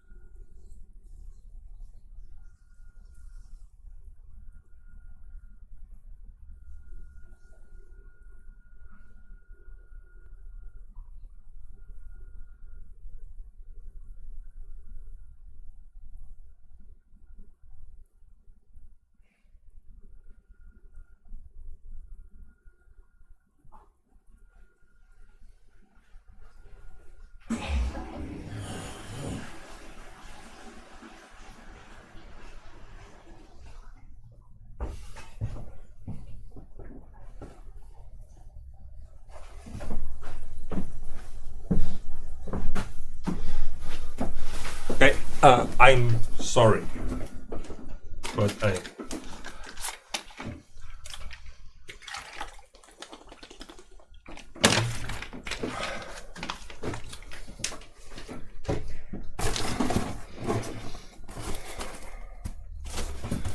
okay, let's look at the helmet in context.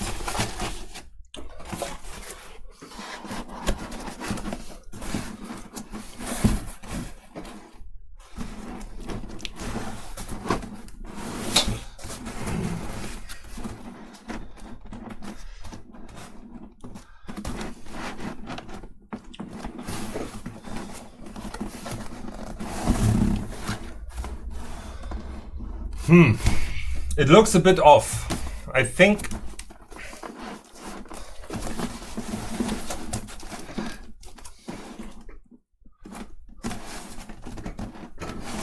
okay, let's compare it to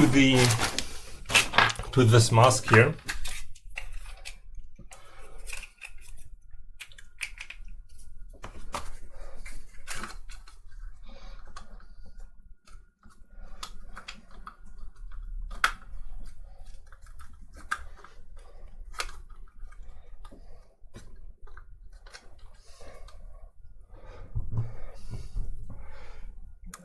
So the first obvious thing is that this angle is way too steep.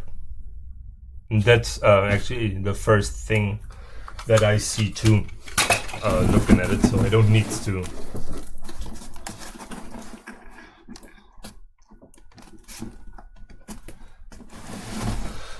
Yeah, it will be more like this. So now I try if I can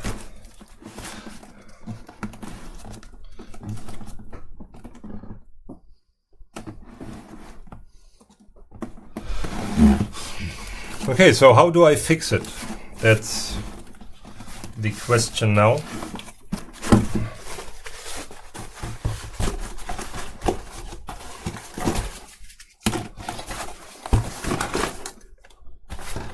This needs to be brought in quite a bit.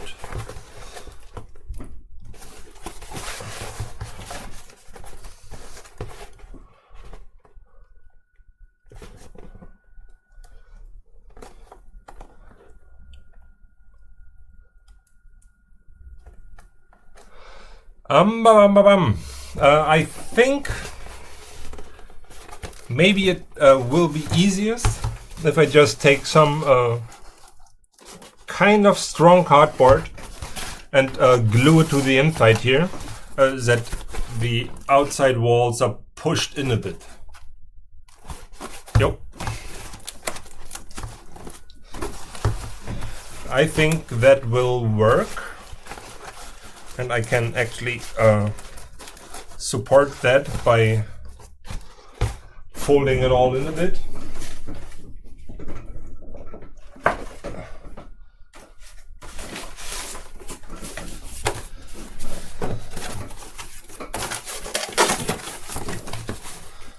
Sorry, now I want to use some cardboard that is not too soft, for it should pull the other cardboard back.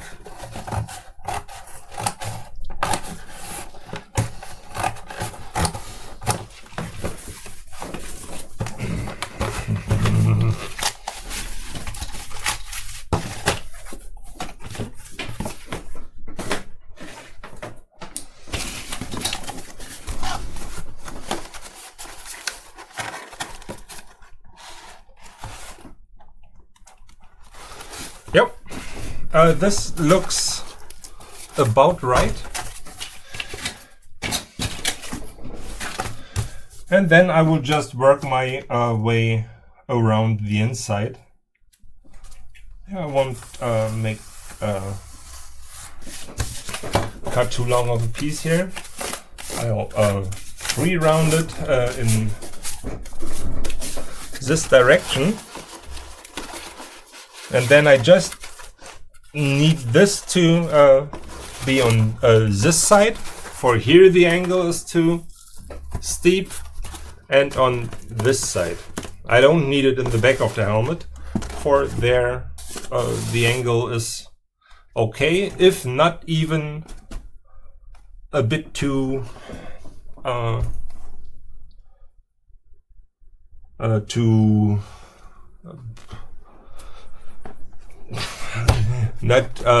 it's not coming out enough, maybe. Damn, my English is really nothing to write home about right now. Or maybe not right now, but all the time.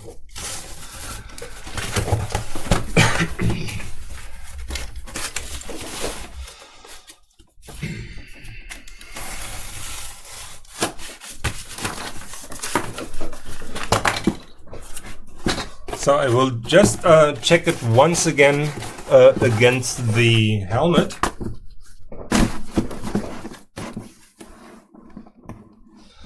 To get an idea.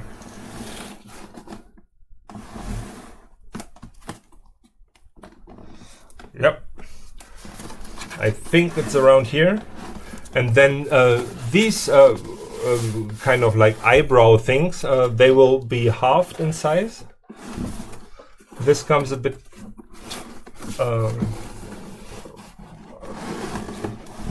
will be cut back a bit, and a slight curvature here. And once this is cut down, this eyebrow pieces, and the snout comes out more, or is more prominent. And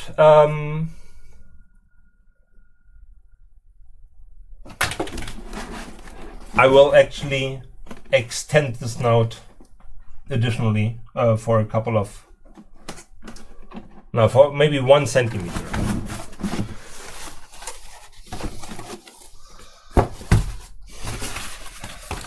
Okay.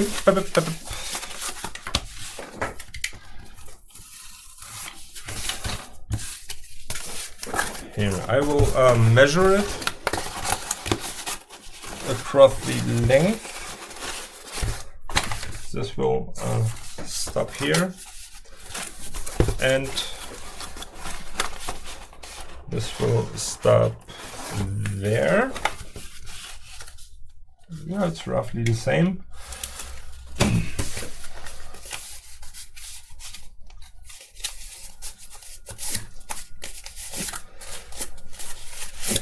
And now I just have to watch out that I'm not bending the cardboard in this way, for this is supposed to pull the outsides of the helmet in.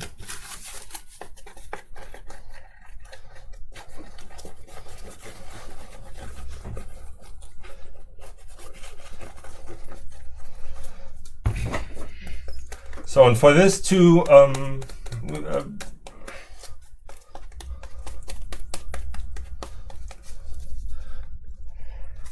have a strong connection with the cardboard beneath it, I will let the glue dry in a bit so that it gets stickier.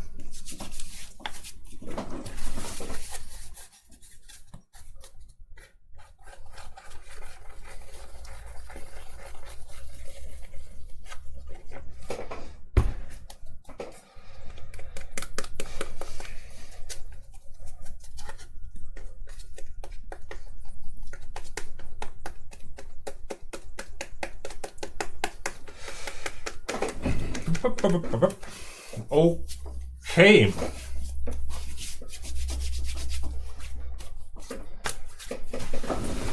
Here I will go to the top camera now.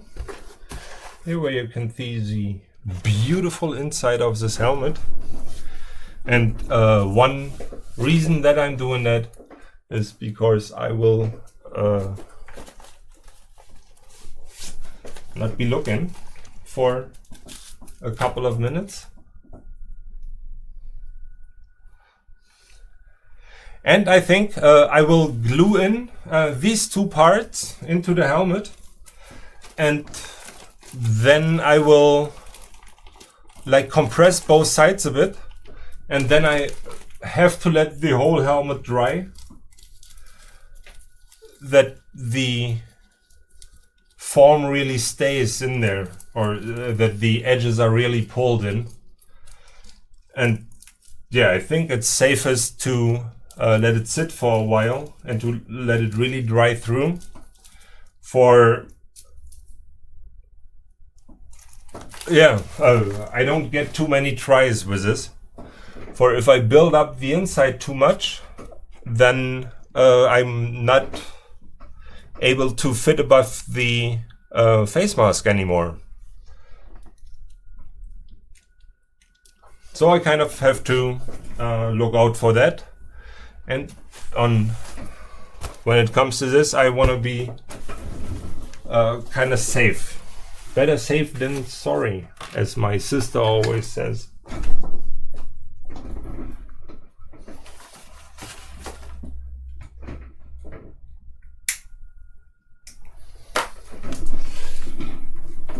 Okay.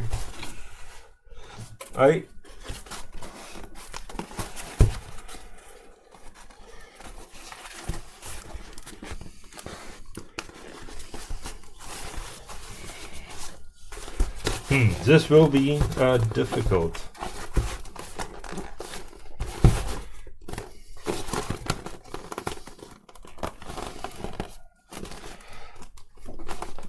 I think I'll need more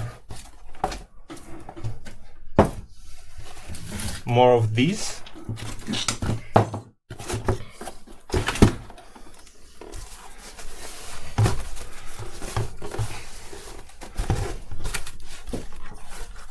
So first I will try to press this cardboard into here, and then I will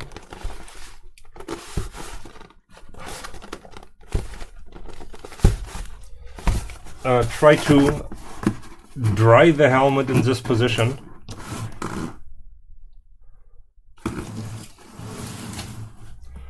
So that it really takes on this form. But first I have to get the cardboard to stick here.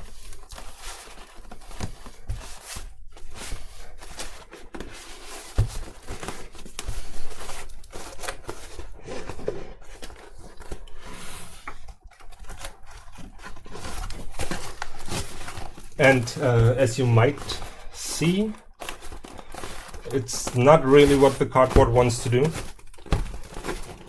For there's a lot of pressure on this side.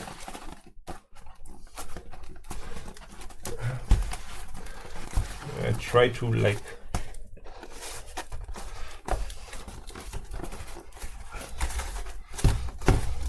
put some of the curvature to the back of the helmet. In this way I can ease the stress here a bit. But okay, this will be a constant pushing thing.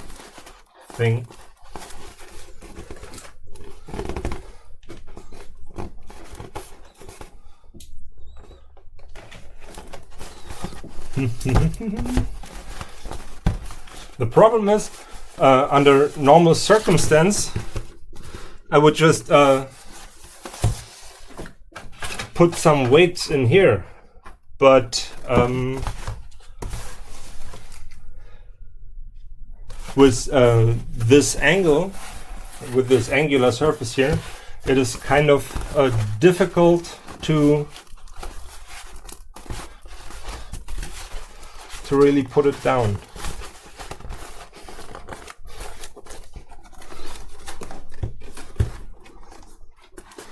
So I'll have to get some more, oops, some more weights here.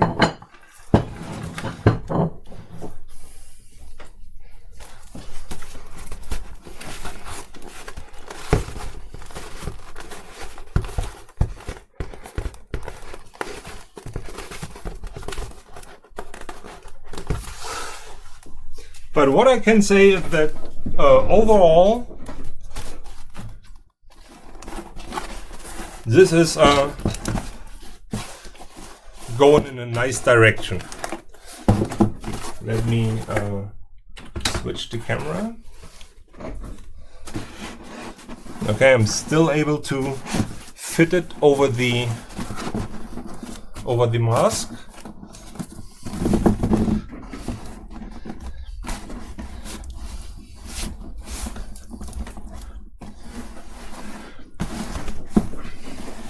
Here I will cut this later on. And right now I just try. It doesn't matter if this is deformed now.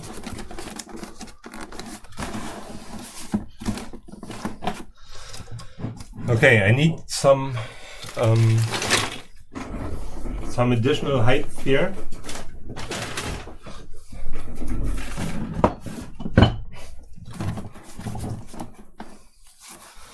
Okay.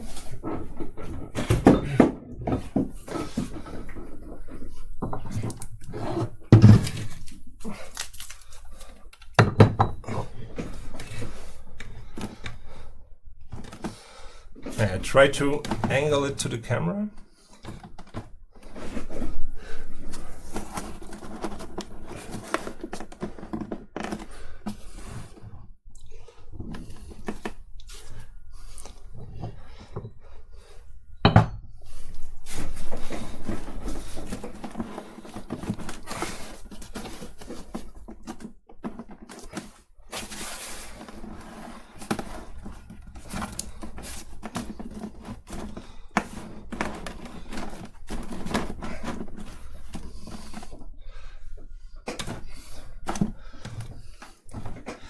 Okay, I think this is roughly the curvature that I'm looking for. I'm sure once I release the weights on the side, it will come back out a bit. And to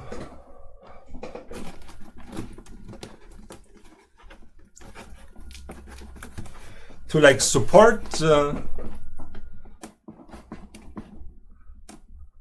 the setting of the helmet, I will actually put in some glue right to the right to the seam between the top and the bottom part of the helmet.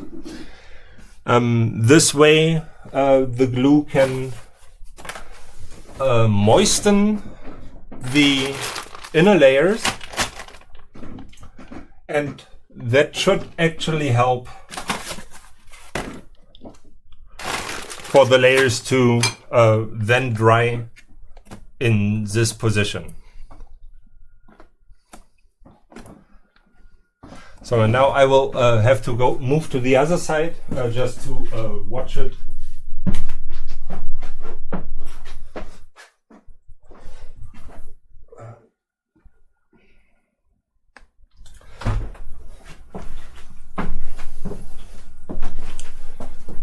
So now I was able to take a look at it from behind the camera, and I think here I can give it another.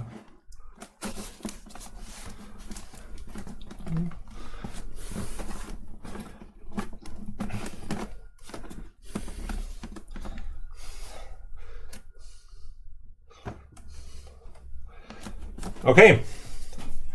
Now, as I said, I will put some glue into this seam.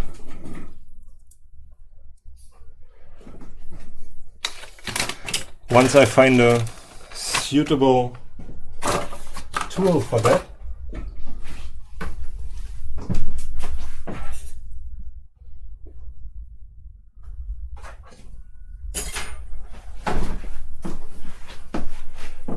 I think this is nice.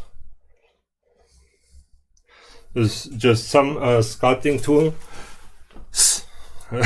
One of the sculpting tools that I use for clay and super sculpting.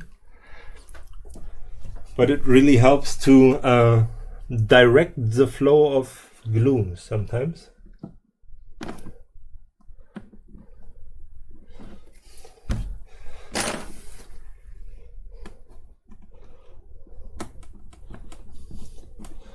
Okay, I don't even need it here for this ridge is so big or so wide that I can actually just use my fingers. Here, I don't want too much glue on the surface, for it's very hard to glue anything else onto this glue once the glue is set. So for when this is completely dry, it becomes something like a PVC, like a plastic. And so I try to minimize the amount of glue that is on surfaces that I need to glue on again, or on which I continue to layer cardboard.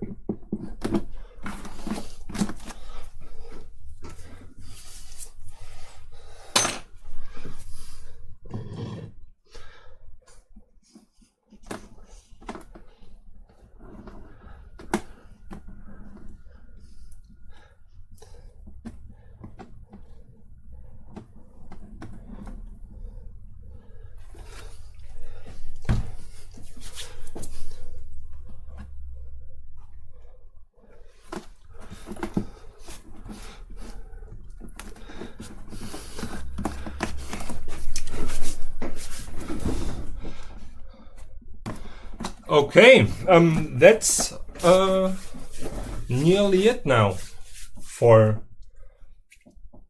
this live stream. I think I will continue on the helmet in something like, I don't know, 10 hours. So I will wait for the glue to set. And so what's the time now? 18.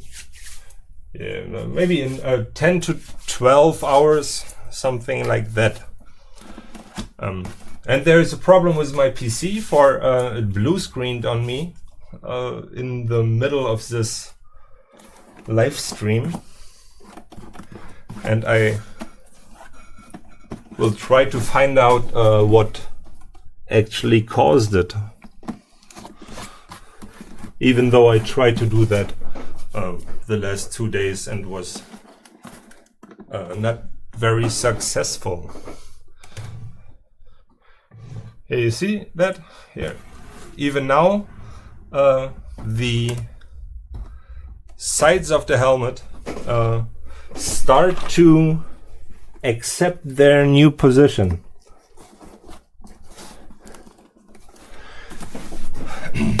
That's great. Thanks everyone for watching, and I hope to see some of you again. Have a nice day.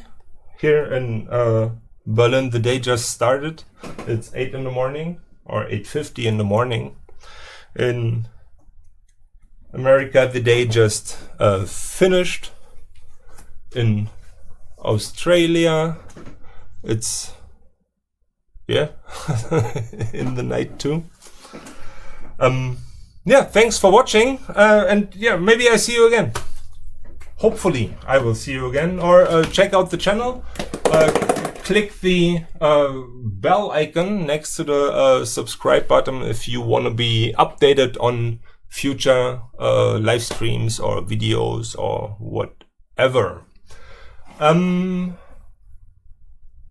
a nice day. Have fun building stuff, and I will see you again, hopefully.